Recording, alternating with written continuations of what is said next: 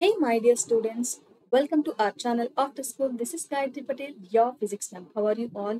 And I hope మనకి exams అని చాలా దగ్గరికి వచ్చేసాయి కాబట్టి మనకి ఇంకా ఎంత 1 వీక్ కూడా టైం లేదు. సో ఈ వీడియో మనకి ఓన్లీ రివిజన్ పర్పస్ కి మాత్రమే కాబట్టి ప్రతి ఒక్క చాప్టర్ ఈ ఎలక్ట్రోమాగ్నెటిజం లో ఉన్న ప్రతి ఒక్క కాన్సెప్ట్ లో ఉన్న అన్ని పాయింట్స్ ని ఈజీగా ఒకసారి క్విక్ గా రివైజ్ చేసుకుందాం. ఓకే, బికాస్ ఇక్కడ ఈ వీడియో మెయిన్ ఉద్దేశం ఏంటంటే ఓన్లీ బోర్డ్ ఎగ్జామ్స్ కోసం 2024 బోర్డ్ ఎగ్జామ్స్ కోసం రివిజన్ చేయించడానికి మాత్రమే. సో ప్రతి ఒక్క పాయింట్ ని డీటెయిల్డ్ గా ఎక్స్ప్లెయిన్ చేయలేము, బట్ వీలైనంత వరకు అన్ని పాయింట్స్ ని చాలా అర్థమయ్యే విధంగా మనం డిస్కస్ చేద్దాం. ఈ వీడియో మనకి చాప్టర్ పెద్దది కాబట్టి కొంచెం లెంత్ అయినా కూడా కొంచెం ఓపిక్ గా వినండి. అండ్ ఒకవేళ స్లోగా ఉంది అని అనిపిస్తే 1.25 లేకపోతే 1.5x లో కూడా మీరు ఈ చాప్టర్ ని వినొచ్చు. ఓకే, అండ్ కమింగ్ టు ఈ చాప్టర్ మనకి బోత్ టిఎస్ బోర్డ్ లో ఉంది అండ్ అట్లాగే ఏపీ బోర్డ్ లో కూడా ఉంది. అండ్ అన్ని కాన్సెప్ట్స్ అయితే సేమ్ గా ఉన్నాయి. Got it. అండ్ ఈ చాప్టర్ ని ఫస్ట్ మనం స్టార్ట్ చేసేది ఎక్కడి నుంచి, మీకు చాప్టర్ లో ఫస్ట్ పేజ్ ఓపెన్ చేయగానే మనకి ఏం కనిపిస్తుంది? ఆయిస్టెడ్ ఎక్స్పెరిమెంట్ కనిపిస్తుంది, రైట్? ఈ ఆయిస్టెడ్ ఎక్స్పెరిమెంట్ ఏం చెప్తుంది, అసలు ఎందుకు చేసాం అని అంటే, ఇంతకు ముందు మనం ఎలక్ట్రిక్ కరెంట్ అనే చాప్టర్ లో ఎలక్ట్రిక్ కరెంట్ గురించి డిస్కస్ చేసాం, రైట్? ఇక్కడ ఎలక్ట్రిక్ కరెంట్ అండ్ ఈ మ్యాగ్నెటిజం అనే ఇంకో కాన్సెప్ట్ ని మనం లాస్ట్ క్లాస్ లో మీరు మీ చిన్నప్పుడు అంటే మీ 7th 8th 9th ఇట్లాంటి క్లాసెస్ లో నేర్చుకొని ఉంటారు, రైట్? బట్ ఈ రెండు కాన్సెప్ట్ డిఫరెంట్ కాన్సెప్ట్స్ అని మనకి ఇన్ని రోజులు అనుకున్నాం. కానీ ఒకనొక టైంలో ఈ ఆయిస్టెడ్ అనే సైంటిస్ట్ ఏం చేస్తాడంటే, అనుకోకుండా వేరే ఏదో ఎక్స్పెరిమెంట్ చేస్తున్నప్పుడు ఒక కరెంట్ క్యారింగ్ వైర్ దగ్గర ఈ మ్యాగ్నెటిక్ కాంపస్ అనేది ఉండింది. ఆ మ్యాగ్నెటిక్ కాంపస్ ఈ కరెంట్ పాస్ అవుతున్నప్పుడు మాత్రమే డిఫ్లెక్షన్స్ చూపెట్టింది. సో ఎందుకు ఇలా జరుగుతుంది, ఏమై ఉంటుంది అని దాని మీద అబ్జర్వేషన్స్ చేసి ఎక్స్పెరిమెంట్ చేస్తున్న టైంలో మనకు అర్థమైన విషయం ఏంటంటే, ఆయిస్టర్ చెప్పిన విషయం ఏంటంటే, ఈ ఎలక్ట్రిక్ కరెంట్ అండ్ ఈ మ్యాగ్నెటిజం అనేవి రెండు డిఫరెంట్ కాన్సెప్ట్స్ కాదు, ఈ రెండు ఒకదానికొకటి ఇంటర్లింక్డ్ ఉన్న కాన్సెప్ట్స్ అని చెప్పాడు. మరి అట్లా చెప్పడానికి ఆయన చేసిన ఎక్స్పెరిమెంట్ ఏంటో చూద్దాం. దాన్ని మనం ఆయిస్టెడ్ ఎక్స్పెరిమెంట్ అని అంటాం. ఇక్కడ మీకు టెక్స్ట్ బుక్ లో ఉన్న డయాగ్రామే తీసుకున్నాను, నేను కొత్తగా ఏం తీసుకోలేదు. ఈ లాస్ట్ మూమెంట్ లో మీకు కొత్త డయాగ్రామ్స్ తీసుకొచ్చి కన్ఫ్యూజ్ చేయాలని అనుకోలేదు. So that is why text book లో ఉన్న డయాగ్రామ్స్ మాత్రమే యూజ్ చేసి మనం ఈ చాప్టర్ ని రివైజ్ చేయబోతున్నాం. ఫస్ట్ ఇక్కడ ఏం తీసుకున్నారు, ఒక ప్లేన్ కార్డ్బోర్డ్ తీసుకున్నారు. అండ్ ఆ కార్డ్బోర్డ్ పైన మనం ఏం ప్లేస్ చేసాం, రెండు స్ట్రిప్స్ ని ప్లేస్ చేసాం. ఓకే, ఇవి రెండు స్ట్రిప్స్. ఫైన్. ఈ రెండు స్ట్రిప్స్ మీద నుండి ఒక long straight current carrying conductor ని తీసుకున్నాం. అంటే ఫస్ట్ కండక్టర్ ని తీసుకున్నాం. ఈ కండక్టర్ ని బ్యాటరీస్ కి అండ్ స్విచ్ కి కనెక్ట్ చేసాం. Got it. అండ్ ఈ switch 9 volts batteries and switch wire ఇవన్నీ డీటెయిల్స్ మీరు చాప్టర్ లో చదువుకునే ఉంటారు. బట్ మనం ఇన్ డీటెయిల్ గా వెళ్ళట్లేదు, ఓవరాల్ గా ఈ ఎక్స్పెరిమెంట్ ఏంటి అని డిస్కస్ చేస్తున్నాను. ఇక్కడ ఈ ఎక్స్పెరిమెంట్ లో మనం ఒక వైర్ ని తీసుకొని, ఒక కండక్టర్ ని తీసుకొని, దానిని ఈ కనెక్టింగ్ వైర్స్ యూజ్ చేసి బ్యాటరీకి అండ్ స్విచ్ కి కనెక్ట్ చేసాం. దాని తర్వాత ఈ వైర్ కింద కొంచెం సర్టెన్ హైట్ లో ప్లేస్ చేసాం కదా, ఈ వైర్ కింద ఎగ్జాక్ట్ గా ఒక మ్యాగ్నెటిక్ కాంపస్ ని ప్లేస్ చేసాం. మీ అందరికి తెలుసు, మ్యాగ్నెటిక్ కాంపస్ ఎప్పుడైనా ఒక ఎక్స్టర్నల్ మ్యాగ్నెటిక్ ఫీల్డ్ లోకి తీసుకెళ్ళినప్పుడు అందులో ఉన్న నీడిల్ డిఫ్లెక్ట్ అవుతూ ఉంటుంది, రైట్? ఇది ఓన్లీ ఎక్స్టర్నల్ మ్యాగ్నెటిక్ ఫీల్డ్ లోనే జరుగుతుంది. కానీ ఈ ఎక్స్పెరిమెంట్ లో ఎప్పుడైతే ఈ స్విచ్ ని క్లోజ్ చేసామో, క్లోజ్ చేసినప్పుడు ఏమవుతుంది, లూప్ మొత్తం ఒక క్లోజ్డ్ లూప్ అవుతుంది, రైట్? ఈ క్లోజ్డ్ లూప్ లో ఎప్పుడైతే ఈ బ్యాటరీని కూడా కనెక్ట్ చేసామో కరెంట్ పాస్ అవుతుంది. Got it. ఇట్లా కరెంట్ పాస్ అయినప్పుడు ఈ కండక్టర్ నుంచి ఇక్కడికి కూడా కరెంట్ పాస్ అవుతుంది కదా. ఇక్కడ కరెంట్ పాస్ అవుతున్నప్పుడు ఈ మ్యాగ్నెటిక్ నీడిల్ అనేది డిఫ్లెక్ట్ అవుతుంది. ఓకే, ఓన్లీ కరెంట్ మారినప్పుడు, కరెంట్ ఫ్లో అయినప్పుడు మాత్రమే డిఫ్లెక్ట్ అవుతుంది. Got it. మళ్ళీ ఈ స్విచ్ ని ఆఫ్ చేస్తే సర్క్యూట్ లూప్ మొత్తం ఓపెన్ లూప్ అవుతుంది, సర్క్యూట్ ఓపెన్ లూప్ అవుతుంది. సో కరెంట్ పాస్ అవుతుంది. అట్లాంటప్పుడు ఇందులో ఎట్లాంటి డిఫ్లెక్షన్స్ చూపెట్టదు. గాట్ ఇట్. సో ఇక్కడ అబ్జర్వ్ చేసిన పాయింట్స్ ఎన్ని?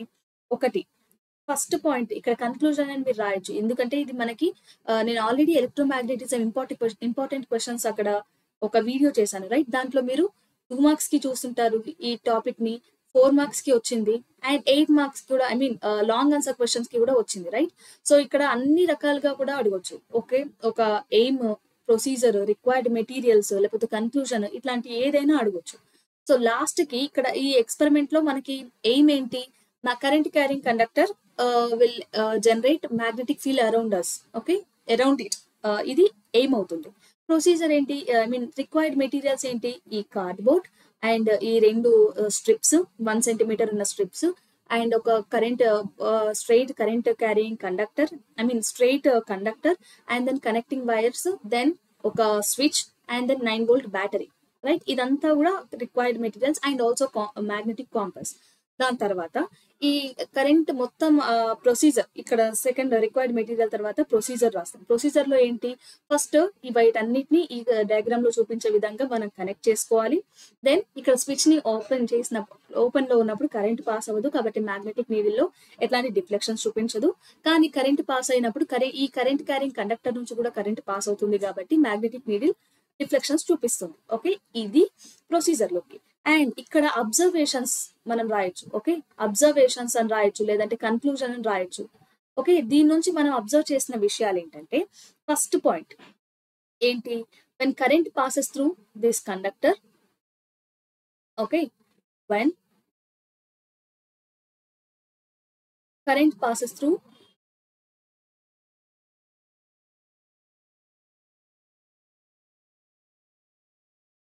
the conductor or else the current carrying wire,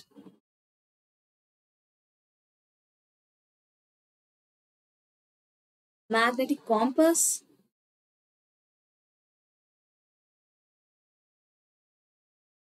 shows deflection. Okay, so ఇది ఒక అబ్జర్వేషన్. ఇంకొక విషయం ఏంటంటే, దీంట్లో ఇంకొక అబ్జర్వ్ చేసే విషయం ఏంటంటే, మనం బ్యాటరీ డైరెక్షన్ ని మారిస్తే ఈ కాంపస్ డైరెక్షన్ కూడా మారుతుంది, రైట్. సో దీన్ని బట్టి మనకు అర్థమైన విషయం ఏంటి, మ్యాగ్నెటిక్ కాంపస్ ఎప్పుడు కూడా ఒక ఎక్స్టర్నల్ మ్యాగ్నెటిక్ ఫీల్డ్ లో ఉన్నప్పుడు మాత్రమే అది డిఫ్లెక్షన్ చూపిస్తుంది. కానీ ఇక్కడ ఎట్లాంటి ఫీల్డ్ లేదు, మ్యాగ్నెట్ దరిదాపుల్లో కూడా మ్యాగ్నెట్ లేదు, అయినా కూడా డిఫ్లెక్షన్స్ చూపిస్తుంది. అంటే మనకి దీన్ని బట్టి ఇది కన్క్లూజన్ అనుకోవచ్చు. కన్క్లూజన్ ఏం చెప్పొచ్చు అని అంటే, current carrying conductor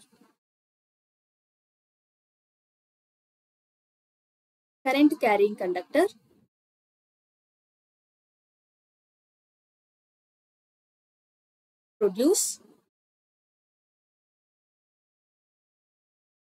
magnetic field around it. Okay, so ఇది మనకి ఆయిస్టెడ్ ఎక్స్పెరిమెంట్ నుండి వచ్చిన conclusion. Okay, magnetic field around it. Got it. ఇది మనకి కన్క్లూజన్, ఆయిస్టెడ్ ఎక్స్పెరిమెంట్ నుంచి వచ్చిన కన్క్లూజన్ ఇది. అంటే ఇప్పుడు మనకు అర్థమైన విషయం ఏంటి, ఏదైనా కండక్టర్ నుంచి కరెంట్ పాస్ అవుతున్నప్పుడు దాని చుట్టూ మ్యాగ్నెటిక్ ఫీల్డ్ అనేది ప్రొడ్యూస్ అవుతుంది, జనరేట్ అవుతుంది అని తెలుసుకున్నాం కదా. బట్ ఒక్క విషయం, ఫస్ట్ ఆఫ్ ఆల్ ఈ మ్యాగ్నెటిక్ ఫీల్డ్ అంటే ఏంటి, రైట్. కరెంట్ అంటే మనం లాస్ట్ చాప్టర్ లో నేర్చుకున్నాం. ఈ మ్యాగ్నెటిక్ ఫీల్డ్ అంటే ఏంటి, మ్యాగ్నెట్ ఎలా ఫైండ్ అవుట్ చేశారు, ఇవన్నీ కూడా ఒకసారి క్విక్ గా రీక్యాప్ చేద్దాం. దాన్ని మన హిస్టరీ అనే ఆఫ్ మ్యాగ్నెట్స్ అనుకుంటున్నాం. ఈ మ్యాగ్నెట్స్ ని ఫస్ట్ ఎక్కడ కనుక్కున్నారంటే, మెగ్నీషియా అనే ప్లేస్ లో ఒక షీపర్డ్ తన దగ్గర ఉన్న షీప్స్ అన్నిటిని తీసుకుని ఫారెస్ట్ కి వెళ్తుంటారు కదా, వాటిని ఫీడ్ చేయడానికి. సో అట్లాంటి టైంలో అతని కాళ్ళకి ఒక రాయి తగిలింది. ఆ రాయి ఏంటి అంటే, అతని కాళ్ళకు ఉన్న స్లిప్పర్స్ కి ఉన్న నెయిల్స్ ఉంటాయి కదా, వాటిని అట్రాక్ట్ చేస్తుంది. అట్లా కాకుండా ఆయన చేతిలో ఒక కర్ర ఉంటే ఆ కర్రకి ఉన్న లాస్ట్ క్యాప్ ఉంటుంది కదా, ఐరన్ తో చేసిన క్యాప్, దాన్ని కూడా అట్రాక్ట్ చేస్తుంది. సో అప్పుడు ఆయన కాసేపు అబ్జర్వ్ చేసిన తర్వాత ఆయన ఫైండ్ అవుట్ చేసిన విషయం ఏంటంటే, ఓకే, ఇది నార్మల్ రాయి అయితే కాదు, దీనికి కొన్ని స్పెషల్ ప్రాపర్టీస్ ఉన్నాయి కాబట్టి, సో దానికి ఆయన మ్యాగ్నెటైట్ ఓకే, మ్యాగ్నెటైట్ అనే ఒక పేరు ఇచ్చారు. దాని తర్వాత ఇక్కడ ఒక స్పెషల్ రాయి తగిలింది కాబట్టి ఖచ్చితంగా హ్యూమన్స్ కి ఏముంటుంది దాని గురించి ఎక్స్పెరిమెంట్ చేస్తుంటారు, అబ్జర్వేషన్స్ చేస్తుంటారు. దాని వల్ల మనం ఈ మ్యాగ్నెట్ న్యాచురల్లీ కాదు, మనకి ఇది ఆర్టిఫిషియల్ గా కూడా మనం తయారు చేయొచ్చు. సో ఇప్పుడు ఎంతసేపు ఒక ఉన్న సైజ్ ని కాకుండా మనకి ఒక్కొక్క పర్పస్ కి ఒక్కొక్క రకమైన సైజ్ అండ్ షేప్ లో మ్యాగ్నెట్ కావాల్సి వస్తుంది కదా. సో అందువల్ల మనం ఆర్టిఫిషియల్ మ్యాగ్నెట్స్ తయారు చేయడం స్టార్ట్ చేసాం. దాంట్లో ఉన్న కొన్ని మ్యాగ్నెట్స్ ఏంటంటే, ఒకటి బార్ మ్యాగ్నెట్ అనుకోవచ్చు, లేకపోతే ఇంకొకటి హార్స్ షూ మ్యాగ్నెట్, లేదంటే రింగ్ మ్యాగ్నెట్. ఓకే, ఇట్లాంటి రకరకాల మ్యాగ్నెట్స్ ని షేప్స్ తో తయారు చేశారు. ఓకే, ఇది యూ షేప్ మ్యాగ్నెట్ లాగా కనిపిస్తుంది, and U shape, horseshoe magnet ఉంటాయి. అండ్ ఎవ్రీ మ్యాగ్నెట్ ఏ మ్యాగ్నెట్ తీసుకున్నా కూడా దానికి 2 పోల్స్ ఉంటాయి. ఏంటా పోల్స్, సౌత్ పోల్ ఒకటి అండ్ నార్త్ పోల్ ఒకటి. ఓకే, అంటే ఇప్పుడు ఒక మ్యాగ్నెట్ ని తీసుకుంటే, ఏ మ్యాగ్నెట్ ని తీసుకున్నా దానికి 2 పోల్స్ ఉంటాయి కదా. సో మ్యాగ్నెట్ ఏమనొచ్చు, magnet is a dipole. Magnet has dipoles. Di అంటే రెండు, పోల్స్ పోల్స్ ఉంటాయి, రెండు పోల్స్ ఉంటాయి ఏ మ్యాగ్నెట్ కి కానీ. సరే ఇప్పుడు మీరు ఇక్కడ ఒక మ్యాగ్నెట్ ని తీసుకున్నారు, దీన్ని మీరు హాఫ్ చేశారు, ఇప్పుడు ఏమవుతుంది? North pole separate, south pole separate గా వస్తుందా మీకు? లేదు. మీరు ఈ మ్యాగ్నెట్ ని ఎన్ని చిన్న వస్తువులుగా, ఎన్ని ముక్కలుగా కట్ చేసినా కూడా అది మళ్ళీ north pole and south pole, ఇక్కడ కట్ చేస్తే ఇక్కడ మళ్ళీ ఇది సౌత్ పోల్ అవుతుంది, ఇది నార్త్ పోల్ అవుతుంది. ఇట్లా ఎంత చిన్న మ్యాగ్నెట్ అయినా కూడా రెండు పోల్స్ ఎగ్జిస్ట్ అవుతాయి. మీరు ఈ నేచర్ లో కంప్లీట్ గా ఈ యూనివర్స్ లో మోనోపోల్ మ్యాగ్నెట్స్ అనేవి అసలు ఎగ్జిస్ట్ అవ్వవు. ఖచ్చితంగా మ్యాగ్నెట్ అంటే దానికి రెండు పోల్స్ ఉంటాయి, రైట్? సో వైల్ ఇక్కడ దీనికి ఉన్న ప్రాపర్టీస్ ఏంటంటే, ఇక్కడ నేను టూ మ్యాగ్నెట్స్ ని, ఓకే, ఇది ఒక నార్త్ పోల్ అండ్ ఇది సౌత్ పోల్, రైట్? నేను ఇక్కడ ఈ సౌత్ పోల్ దగ్గరికి ఇంకొక సౌత్ పోల్ ని తీసుకొస్తే ఏమవుతుంది? ఇవి రెండు లైక్ పోల్స్ కదా, ఈ లైక్ పోల్స్ రిపల్ అవుతాయి, ఓకే. అండ్ అలాగే ఇప్పుడు ఈ నార్త్ పోల్ దగ్గరికి నేను సౌత్ పోల్ ని తీసుకొచ్చినప్పుడు ఏమవుతాయి? ఈ రెండు అట్రాక్ట్ అవుతాయి. అంటే లైక్ పోల్స్ అనేవి ఎప్పుడు కూడా రిపల్ అవుతాయి అండ్ అన్లైక్ పోల్స్ అనేవి అట్రాక్ట్ అవుతాయి. ఇది దీనికి ఉన్న ప్రాపర్టీ, మ్యాగ్నెట్ కి ఉన్న ప్రాపర్టీ, రైట్? అండ్ ఇంకొక ప్రాపర్టీ ఏంటంటే, ఒక మ్యాగ్నెట్ ని మనం దానికి ఒక తాడు కట్టి, ఓకే, ఒక స్ట్రింగ్ తోని ఇట్లా ఫ్రీగా సస్పెండ్ చేసాం, అప్పుడు ఏమవుతుంది? The north pole and south pole ఎలా అసైన్ అవుతాయి అని అంటే, ఇది ఒక ఎర్త్ కదా, ఇది ఎర్త్ లో ఇది north, east, west, south, right? So మనం ఒక సస్పెండ్ చేసిన మ్యాగ్నెట్ ఎట్లా ఫ్రీగా ఎలా అలైన్ అవుతుందంటే, దానికి అది north pole south geographic earth north pole ని అండ్ సౌత్ పోల్ ఈ ఎర్త్ సౌత్ పోల్ ని అలైన్ అవుతుంది, ఓకే. ఈ ప్రాపర్టీని బేస్ చేసుకుని మనం మ్యాగ్నెటిక్ కాంపస్ ని కనుక్కున్నాం. మ్యాగ్నెటిక్ కాంపస్ జనరల్ గా ఎక్కడ యూజ్ చేస్తాం? మనం ఎక్కడైనా ఫారెస్ట్ ఏరియాలో తప్పిపోయినప్పుడు, దారి తెలియకపోతే, లేదంటే కంప్లీట్ గా సీ మధ్యలో ఉన్నాం, ఓషన్ మధ్యలో ఉన్నాం, అప్పుడు మనకి ఎక్కడ కూడా దరిదాపుల్లో కూడా ఎర్త్ కనిపించదు. సో అట్లాంటప్పుడు మనం కంప్లీట్ గా ఒకటే డైరెక్షన్ లో ట్రావెల్ చేయడానికి ఇది పనికొస్తుంది, రైట్? సో ఇట్లాంటి కేసెస్ లో మనం ఈ మ్యాగ్నెటిక్ కాంపస్ అంటే ఏంటి? ఇది ఒక small magnetic needle, right?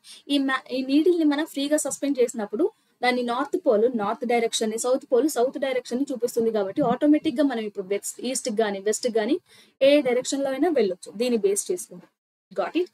So ఈ ప్రాపర్టీస్ వల్ల మనం కొన్ని మెషిన్స్ ని కానీ లేకపోతే డివైజెస్ ని తయారు చేసాం. అవి ఎట్లా తయారు చేసాం అనేది ఈ చాప్టర్ ఎండింగ్ లో మీకు అర్థమవుతుంది. 2 డివైజెస్ గురించి నేర్చుకుంటారు మీరు ఈ చాప్టర్ లో, ఎలక్ట్రిక్ మోటార్ ఒకటి అండ్ ఎలక్ట్రిక్ జనరేటర్ ఒకటి. కాకపోతే వాటి గురించి అర్థం కావాలంటే మీరు ఇంకొన్ని విషయాలు నేర్చుకోవాలి. ఫస్ట్ ఏంటంటే, ఈ మ్యాగ్నెటిక్ ఫీల్డ్ అంటే ఏంటి, ఫీల్డ్ లైన్స్ అంటే ఏంటి అనేది తెలుసుకోవాలి. ఫస్ట్ ఆఫ్ ఆల్ ఈ field, electric field, magnetic field అనేది నేర్చుకుంటున్నారా? ఈ ఫీల్డ్ అంటే ఏంటి? డౌట్ వచ్చిందా మీకు?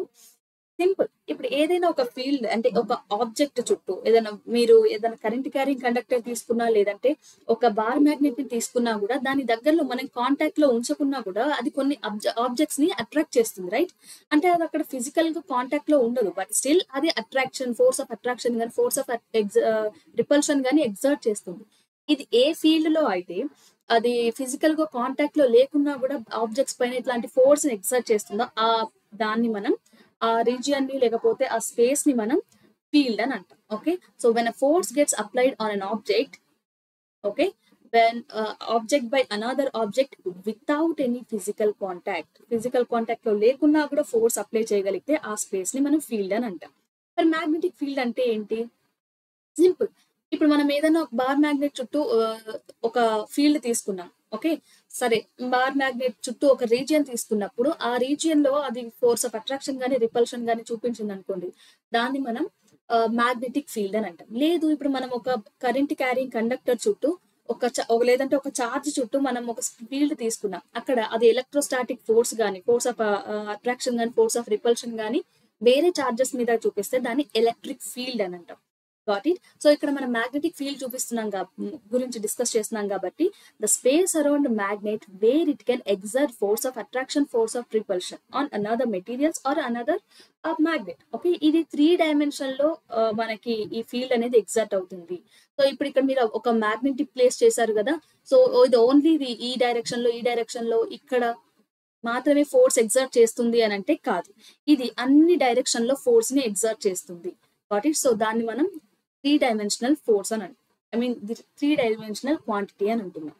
Got it? And magnetic field lines అంటే ఏంటి? ఇప్పుడు ఒక స్మాల్ ఎక్స్పెరిమెంట్ ఉంటుంది మనకి చాప్టర్ లో.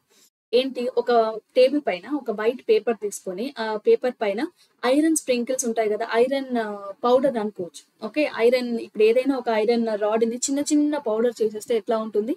సో అట్లాంటి పౌడర్ ని ఈవెన్ గా ఒక పేపర్ మీద స్ప్రింకిల్ చేసినప్పుడు అక్కడ మధ్యలో మీరు ఏంటి ఇది ఒక మ్యాగ్నెట్ ప్లేస్ చేస్తే ఏమవుతుంది? ఒక 2 ట్యాప్స్ తర్వాత ఆ మ్యాగ్నెట్ మొత్తం దాని చుట్టూ ఇట్లాంటి ప్యాటర్న్ ని ఫామ్ చేస్తుంది, రైట్? ఈ ప్యాటర్న్, ఈ ఒక్కొక్క లైన్ ని మనం ఏమంటామంటే ఫీల్డ్ లైన్ అని అంటాం. ఓకే, ఇవి ఎట్లా ఏ ప్రాపర్టీస్ ని ఎగ్జిబిట్ చేస్తున్నాయి? మ్యాగ్నెటిక్ ప్రాపర్టీస్ ని ఎగ్జిబిట్ చేస్తున్నాయి కాబట్టి వీటిని మ్యాగ్నెటిక్ ఫీల్డ్ లైన్స్ అని అంటాం. Got it?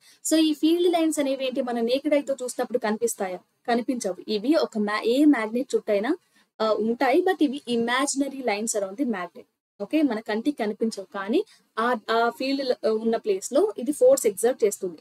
అండ్ ఈ ఫీల్డ్ లైన్స్ కూడా క్లోజ్డ్ లూప్స్, అన్ని కూడా క్లోజ్డ్ లూప్స్. మీరు అడగొచ్చు, మ్యామ్ ఇక్కడ మనకి డైరెక్షన్, ఇక్కడ డయాగ్రామ్ లో మనకి ఓన్లీ ఇక్కడ నుంచి ఇక్కడికి, ఇక్కడ ఈ పాయింట్ నుంచి స్టార్ట్ అయ్యి ఈ పాయింట్ దగ్గర ఎండ్ అయింది కదా, మరి మనకి ఇది క్లోజ్డ్ లూప్ ఎట్లా అవుతుంది అని. సో దీనికి సంబంధించిన ప్రూఫ్ ని మీరు సోలెనాయిడ్ అనే ఎక్స్పెరిమెంట్ ఉంటుంది, రైట్? సోలెనాయిడ్ నుంచి కరెంట్ పాస్ చేసినప్పుడు ఏం జరుగుతుంది అనేది ఒక యాక్టివిటీలో చదువుకుంటాం. అక్కడ మీకు ప్రూఫ్ దొరుకుతుంది ఈ పాయింట్ కి. అండ్ ఈ మ్యాగ్నెటిక్ ఫీల్డ్ కి మ్యాగ్నిట్యూడ్ ఉంటుంది, ఫీల్డ్ లైన్స్ కి మ్యాగ్నిట్యూడ్ ఉంటుంది, అండ్ డైరెక్షన్ కూడా ఉంటుంది. అండ్ మ్యాగ్నిట్యూడ్ ఎప్పుడు ఉంటుంది అని అంటే, మీరు ఇక్కడ ఒక డైరెక్షన్, ఇక్కడ ఈ డయాగ్రామ్ అబ్జర్వ్ చేయండి. ఇక్కడ ఒక ప్లేస్ లో ఇవన్నీ కూడా చాలా దగ్గరగా ఉన్నాయి, రైట్? అండ్ ఇక్కడ చూస్తే ఇవన్నీ దూరంగా ఉన్నాయి. ఓకే, సో ఇక్కడ మనం ఏం చెప్పొచ్చు, ఈ ఫీల్డ్ యూనిఫామ్, ఇదంతా కూడా యూనిఫామ్ ఫీల్డ్ కాదు. యూనిఫామ్ అంటే ఏంటి? ప్రతి చోట మ్యాగ్నెటిక్ ఫీల్డ్ సేమ్ గా ఉండాలి. కానీ ఇక్కడ ఏముంది, ఒక చోట ఫీల్డ్ లైన్స్ అని దగ్గరగా ఉన్నాయి, ఒక చోట ఫీల్డ్ లైన్స్ అని దూరంగా ఉన్నాయి, కాబట్టి ఇది నాన్ యూనిఫామ్ ఫీల్డ్. ఓకే, ఈ నాన్ యూనిఫామ్ ఫీల్డ్ లో ఎక్కడైతే ఈ ఫీల్డ్ లైన్స్ చాలా దగ్గరగా ఉంటాయో అక్కడ మ్యాగ్నెటిక్ ఫీల్డ్ స్ట్రెంగ్త్ ఎక్కువగా ఉన్నట్టు. ఓకే, ఎక్కడెక్కడైతే దూరంగా ఉంటాయో అక్కడ ఫీల్డ్ స్ట్రెంగ్త్ దూరంగా ఉంది, రైట్? సో ఇప్పుడు ఈ మ్యాగ్నిట్యూడ్ ఏంటి? మ్యాగ్నిట్యూడ్ ఎక్కడ ఎక్కువగా ఉంది? మాక్సిమం ఎట్ పోల్స్ దగ్గర ఎక్కువగా ఉంది. అండ్ ఇది మినిమం ఎక్కడ ఉంటుంది? Minimum at middle. Okay, magnet middle I mean ఈ మిడిల్ ప్లేస్ లో, సెంటర్ ప్లేస్ లో ఇది మినిమం ఉంది. Then what about directions? ఇది డైరెక్షన్ కూడా ఉంది అనుకున్నాం కదా. సో ఇక్కడ మీరు కరెక్ట్ గా అబ్జర్వ్ చేయండి, ఇక్కడ ప్రతి ఫీల్డ్ లైన్ కూడా నార్త్ నుంచి స్టార్ట్ అయ్యి సౌత్ దగ్గర ఎండ్ అవుతుంది, రైట్? సో ఇది మనం ఓన్లీ అవుట్ సైడ్ మాత్రమే అబ్జర్వ్ చేయగలుగుతున్నాం కాబట్టి అవుట్ సైడ్ గురించి మాట్లాడుకుంటే ఫీల్డ్ లైన్స్ అన్ని కూడా నార్త్ టు సౌత్ ఉన్నాయి. ఓకే, అండ్ ఇన్సైడ్ గురించి మనం సోలనాయిడ్ ఎక్స్పెరిమెంట్ లో మనకు అక్కడ తెలుస్తుంది, కానీ ఇక్కడ పాయింట్ వచ్చింది కాబట్టి మాట్లాడుకుందాం. ఇన్సైడ్ ఈ మ్యాగ్నెటిక్ ఫీల్డ్ లైన్స్ డైరెక్షన్ ఎలా ఉంటుంది? సౌత్ నుంచి నార్త్ ఉంటుంది. సో ఇప్పుడు ఒక మ్యాగ్నెటిక్ ఫీల్డ్ అని తీసుకుంటే ఇది నార్త్, ఇది సౌత్ కదా. సో ఇక్కడ నుంచి నార్త్ నుంచి అవుట్ సైడ్ ఫీల్డ్ లైన్స్ అని ఇలా ఉంటున్నాయి, అండ్ ఇన్సైడ్ ఇట్లా. ఓకే, ఇది ఇన్సైడ్, ఇది ఇన్సైడ్, ఇది out side direction. Got it? So కాబట్టి మనం వీటిని క్లోజ్డ్ లైన్స్ అని అంటున్నాం, క్లోజ్డ్ లూప్స్ అని అంటున్నాం. Got it? అండ్ ఫ్లక్స్ అంటే ఏంటి? ఫ్లక్స్ అంటే ఇప్పుడు for example uniform magnetic field తీసుకున్నాం. ఇందాక మనం బార్ మ్యాగ్నెట్ చుట్టూ ఎలాంటి ఫీల్డ్ చూసాం? నాన్ యూనిఫామ్ మ్యాగ్నెటిక్ ఫీల్డ్ చూసాం, రైట్? ఇక్కడ యూనిఫామ్ మ్యాగ్నెటిక్ ఫీల్డ్ తీసుకున్నాం. అండ్ ఈ యూనిఫామ్ మ్యాగ్నెటిక్ ఫీల్డ్ లో నేను ఒక ప్లేన్ ని కన్సిడర్ చేస్తున్నాను. ఓకే, ఫస్ట్ నేను ఇది ఒకటే ప్లేన్ ని ఇట్లా కన్సిడర్ చేశాను, దాని తర్వాత ఇలాంటి ఒక ప్లేన్ ని కన్సిడర్ చేశాను, అండ్ దెన్ ఒక పెద్ద ప్లేన్ ని కన్సిడర్ చేశాను. ఓకే, ఇప్పుడు ఇక్కడ మనకి ఎన్ని ప్లేన్స్ కనిపిస్తున్నాయి? 1 2 3 4 కదా. ఈ అన్ని ప్లేన్స్ నుంచి equal number of field lines వెళ్తున్నాయా?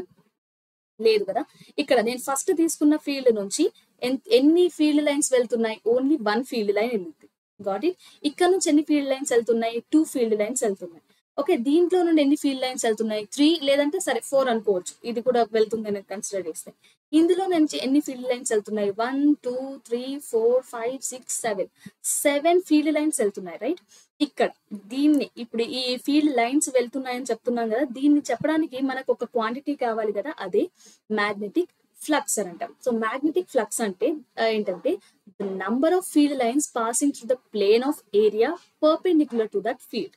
So ఈ ఏదైనా ఒక మనం కన్సిడర్ చేసే ఒక ప్లేన్ మ్యాగ్నెటిక్ ఫీల్డ్ కి, యూనిఫామ్ మ్యాగ్నెటిక్ ఫీల్డ్ కి పర్పెండిక్యులర్ గా ఉన్నప్పుడు దాని నుంచి ఎన్ని ఫీల్డ్ లైన్స్ అయితే వెళ్తున్నాయో దాన్ని మనం మ్యాగ్నెటిక్ ఫ్లక్స్ అని అంటాం. ఈ ఫ్లక్స్ ని 5 అనే లెటర్ తో ఇండికేట్ చేస్తాం. ఓకే, అండ్ దీనికి యూనిట్స్ ఏంటి? వీబర్ అనేవి దీనికి యూనిట్స్. ఓకే, ఈ ఫ్లక్స్ ఇక్కడ 5 = 1. ఓకే, ఇక్కడ 5 ఈజ్ ఈక్వల్స్ టు 1, ఇక్కడ 5 ఈజ్ ఈక్వల్స్ టు 2, ఇక్కడ 5 ఈజ్ ఈక్వల్స్ టు 3, అండ్ ఇక్కడ 5 ఈజ్ ఈక్వల్స్ టు 7 అని చెప్పొచ్చా? అంటే మ్యాగ్నెటిక్ ఫ్లక్స్ ఇక్కడ 1 ఉంది, 1 వీబర్ అనొచ్చు, 2 వీబర్స్, 3 వీబర్, 7 వీబర్స్ ఇట్లా చెప్పొచ్చు. Got it? కానీ ఇప్పుడు ఏదన్నా ఇప్పుడు ఇంత పెద్ద ఫీల్డ్ లైన్ ఉంది కదా, ఈ ఫీల్డ్ అంతా కూడా ఎప్పుడు మాక్సిమం ఉంది? సరే, ఇది నేను పర్పెండిక్యులర్ గానే తీసుకున్నాను, ఇది పర్పెండిక్యులర్ గానే తీసుకున్నాను, రైట్? బట్ ఒకవేళ నేను ఈ మ్యాగ్నెటిక్ ఫీల్డ్ ని ఇలా కన్సిడర్ చేస్తే ఎలా ఉంటుంది? ఇట్లా కన్సిడర్ చేశాను. ఓకే, ఒక ఏరియాని నేను ఇలా కన్సిడర్ చేశాను. ఇప్పుడు దీని నుంచి ఎన్ని మ్యాగ్నెటిక్ ఫీల్డ్ లైన్స్ వెళ్తున్నాయి? 1, 2 మాత్రమే వెళ్తున్నాయి, రైట్? అంటే ఇప్పుడు దీని నుంచి కూడా 2 వెళ్తున్నాయి. ఇక్కడ మ్యాగ్నెటిక్ ఫీల్డ్ ఎప్పుడు ఎక్కువగా ఉంటుంది? సేమ్ ఏరియా ఉన్న ఫీల్డ్ ఇది కూడా. ఓకే, ఇదే ప్లేన్ ని నేను ఈ రకంగా తీసుకున్నాను. ఇక్కడేమో 4 ఫీల్డ్ లైన్స్ వెళ్ళాయి, ఇక్కడేమో ఓన్లీ 2 ఫీల్డ్ లైన్స్ వెళ్ళాయి. ఎందుకు ఈ చేంజ్ అని అంటే ఓరియంటేషన్ వల్ల. ఓరియంటేషన్ మనం చేంజ్ చేయడం వల్ల దాని నుంచి వెళ్ళే ఫీల్డ్ లైన్స్ కూడా వెళ్ళాయి. ఓరియంటేషన్ అని అంటే అది ఆ ఫీల్డ్ లైన్స్ తో చేసే యాంగిల్. ఓకే, ఇక్కడ యాంగిల్ ని దేంతో డిఫైన్ చేస్తాం? ఇది ఏరియా కదా, ఏరియా ఉన్న ప్లేన్ ని కాకుండా ఈ ఏరియాకి ఒక పర్పెండిక్యులర్ లైన్ తీసుకుంటున్నాం, నార్మల్. ఈ ఏరియాకి నార్మల్ ని తీసుకుంటున్నాం, రైట్? అప్పుడు ఈ నార్మల్ దీంతో ఎంత యాంగిల్ చేస్తుంది? టీటా అనే యాంగిల్ చేస్తుంది. ఓకే, ఈ టీటా ఒకవేళ 0 ఉన్నప్పుడు మనకేమవుతుంది? టీటా 0 ఉంది అంటే ప్లేన్ పర్పెండిక్యులర్ గా ఉంది అని అర్థం. టీటా 90 డిగ్రీస్ ఉంది అని అంటే ప్లేన్ ప్యారలల్ గా ఉంది అని అర్థం, రైట్? బట్ ఇక్కడ ఈ మ్యాగ్నెటిక్ మనం ప్రతిసారి ఒక క్వాంటిటీ గురించి ఏదే క్వాంటిటీ తెలుసుకున్నా కూడా ఒక క్వాంటిటీకి అనేది కంటిన్యూస్ గా వస్తుంది. డెన్సిటీ, మాస్ డెన్సిటీ, లేదంటే వాల్యూమ్ డెన్సిటీ, ఇట్లాంటి, sorry not volume density, mass density అని మీరు ఆల్రెడీ ఇంతకుముందు క్లాసెస్ లో నేర్చుకొని ఉంటారు. డెన్సిటీ అని అంటే ఏంటి? అక్కడ డెన్సిటీ అని అంటే మనం ఏదైనా కానీ వాల్యూమ్ లో ఫైండ్ అవుట్ చేస్తాం, right? Mass per volume, per unit volume. Okay, but ఇక్కడ మనం ఏంటి, ఇది 2D లో మెషర్ చేస్తున్నాం, రైట్? మనకి ప్లేన్ ఎందులో ఉంటుంది? 2D లో ఉంటుంది. అంటే ఇప్పుడు ఏరియా మాత్రమే ఉంటుంది 2D లో. సో ఇక్కడ ఫ్లక్స్ ఏ రకంగా, ఫ్లక్స్ డెన్సిటీని ఏ రకంగా డిఫైన్ చేయొచ్చు? ఫ్లక్స్ డెన్సిటీని మనం B తో ఇండికేట్ చేస్తాం. So magnetic flux per unit area అని డిఫైన్ చేస్తాం. Got it? So magnetic flux density అంటే ఏంటి? Magnetic flux per unit area. So దీన్ని ఇంకా ఏ రకంగా రాయొచ్చు మనం అని అంటే, సరే ఇక్కడ 5 ఉంది కదా, నేను ఓన్లీ 5 ని రాయాలనుకుంటే B.A అని రాస్తున్నాను. ఓకే, బట్ ఈ మ్యాగ్నెటిక్ ఫీల్డ్ కి అండ్ ఏరియాకి ఒక యాంగిల్ ఉంది, రైట్? ఏంటా యాంగిల్? టీటా. సో నేను ఏమని రాయొచ్చు దీన్ని అని అంటే BA cos θ అని తీసుకుంటున్నాను. ఓకే గైస్, ఇది ఇప్పుడు మీకు మేబీ ఈ ఎగ్జామ్స్ లో పనికి రాకపోవచ్చు, ఐ మీన్ అడగకపోవచ్చు ఈ ఫార్ములాని. బట్ మీరు ఈ ఎగ్జామ్స్ తర్వాత పాలిసెట్ రాసిన, టీఎస్ఆర్ చేసి రాసిన, ఏపీ స్టూడెంట్స్ అయితే ఏపీఆర్ చేసి రాసిన, లేదంటే ఇంకే రకమైన కాంపిటేటివ్ ఎగ్జామ్స్ రాసినా కూడా ఈ ఫార్ములా మీద క్వశ్చన్స్ అడుగుతారు. సో నోట్ చేసుకోండి. అండ్ ఇక్కడ ఇది ఎప్పుడు మాక్సిమం ఉంటుంది? ఈ 5 అనేది మాక్సిమం ఎప్పుడు ఉంటుంది అని అంటే ఈ టీటా, ఈ ఏదైతే మ్యాగ్నెటిక్ ఫీల్డ్ కి అండ్ ఏరియా నార్మల్ వెక్టర్ కి ఎప్పుడైతే టీటా 0 ఉంటుందో అప్పుడు మాక్సిమం ఉంటుంది, అంతే కదా. కాస్ 0 అనేది 1 ఉంటుంది, అదే ఇది కాస్ 90 ఏమవుతుంది? 0 అవుతుంది, రైట్? ఇది 90 టీటా 90 డిగ్రీస్ ఉంటే 5 ఏమవుతుంది? మినిమం అవుతుంది, లేదంటే మనం 0 అని కూడా అనుకోవచ్చు.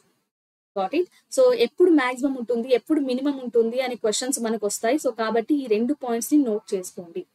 Got it? And magnetic field కి యూనిట్ ఏమవుతుంది? మ్యాగ్నెటిక్ ఫ్లక్స్ కి వీవర్ అనుకున్నాం కదా, మ్యాగ్నెటిక్ ఫీల్డ్ కి ఫ్లక్స్ డెన్సిటీకి యూనిట్ ఏమవుతుంది అని అంటే weber per metre square and right. So that is nothing but tesla. Okay, so ఇది ఫ్లక్స్ డెన్సిటీ అని అంటే మనం మ్యాగ్నెటిక్ ఫీల్డ్ అని కూడా అనొచ్చు. ఇది మ్యాగ్నెటిక్ ఫీల్డ్, రైట్? దీన్ని కూడా మనం B తోనే ఇండికేట్ చేస్తాం. సో మ్యాగ్నెటిక్ ఫీల్డ్ కి అండ్ మ్యాగ్నెటిక్ ఫ్లక్స్ డెన్సిటీకి ఒకటే యూనిట్ ఉంటుంది, that is nothing but tesla. 1 tesla is equals to weber per metre square. And దానికి ఇది ఫ్లక్స్ కి ఫార్ములా. Got it? అండ్ మనం ఈ B ని ఇట్లా డిఫైన్ చేస్తాం. సో దీని నుంచి ఫ్లక్స్ నుంచి ఏ రకంగా అయినా బిట్స్ అడిగే ఛాన్స్ ఉంది. తెలంగాణ బోర్డ్ లో అయితే మనకి బిట్స్ అడుగుతారు. సో మనకి ఏపీ బోర్డ్ లో 1 మార్క్ క్వశ్చన్స్ కి ఇది ఏ పాయింట్ అయినా అడగొచ్చు. Got it? And then will discuss magnetic field due to long straight wire. ఇందాక మనం ఆయిస్టెడ్ ఎక్స్పెరిమెంట్ లో ఏం నేర్చుకున్నాం? ఏ మ్యాగ్నెటిక్ ఫీల్డ్ తీసుకున్నా, ఏ కరెంట్ క్యారింగ్ కండక్టర్ తీసుకున్నా దాని నుంచి మ్యాగ్నెటిక్ ఫీల్డ్ అనేది ప్రొడ్యూస్ అవుతుంది దాని చుట్టూ అని అనుకున్నాం కదా. సో మ్యాగ్నెటిక్ ఫీల్డ్ అనేది కరెంట్ క్యారింగ్ కండక్టర్ అనేది రకరకాలుగా ఉండొచ్చు. అది లాంగ్ స్ట్రైట్ వైరే కావచ్చు, లేదంటే ఒక సర్కిలే కావచ్చు, లేదంటే ఒక సోలనాయిడే కావచ్చు, రైట్. సో ఈ 3 కేసెస్ లో మ్యాగ్నెటిక్ ఫీల్డ్ ఎట్లా ప్రొడ్యూస్ అవుతుంది, సేమే ఉంటుందా, డిఫరెంట్ ఉంటుందా, లేదంటే ఫీల్డ్ ఈ current carrying shape current carrying conductor shape మారిన కొద్దీ ఇది చూపించే ఫీల్డ్ లో ఏదైనా చేంజెస్ ఉంటుందా అనేది నోటీస్ చేయడానికి మనం ఈ 3 ఎక్స్పెరిమెంట్ చేస్తాం. అండ్ 3 యాక్టివిటీస్ కూడా చాలా ఇంపార్టెంట్. ఏదైనా అడగొచ్చు క్వశ్చన్ ఎగ్జామ్ లో. Got it. అండ్ ఈ ప్రతి కేసులో కూడా మనం కరెంట్ క్యారింగ్ కరెంట్ డైరెక్షన్ మనకు తెలుస్తుంది కాబట్టి మ్యాగ్నెటిక్ ఫీల్డ్ డైరెక్షన్ ని ఫైండ్ అవుట్ చేయడానికి ఒక లా ఉంటుంది, రైట్ హ్యాండ్ థంబ్ రూల్ అని. సో దాన్ని కూడా గుర్తు పెట్టుకోండి అండ్ ఫోకస్ చేయండి. ఎందుకంటే ఓన్లీ 2 మార్క్స్ కి కానీ తెలంగాణ బోర్డులో అయితే 2 మార్క్స్ కి, అదే ఏపీ బోర్డులో అయితే 1 మార్క్ కి what is right hand thumb rule explain it అని అడుగుతారు, లేదంటే how do you apply right hand thumb rule అని అడుగుతారు. ఓకే, ఓన్లీ 2 మార్క్స్ కి కాబట్టి ఇది మీరు పెద్దగా ఫోకస్ చేయకపోవచ్చు అండ్ ఎట్లా ఎక్స్ప్లెయిన్ చేయాలో ఎట్లా డిఫైన్ చేయాలో తెలియకపోవచ్చు. కాబట్టి కొంచెం ఫోకస్ చేసి ఈ చూడండి ఈ 2 minutes లో మనం డిస్కస్ చేద్దాం. అండ్ ఇక్కడ కరెంట్ క్యారింగ్ కండక్టర్ తీసుకున్నాం కదా, అది ఎలా ఉంది, లాంగ్ స్ట్రైట్ వైర్ ఉంది. సో ఇప్పుడు ఇది కూడా మనకి టెక్స్ట్ బుక్ లో ఉన్న బోత్ బోర్డ్స్ లో సేమ్ యాక్టివిటీ ఉంది.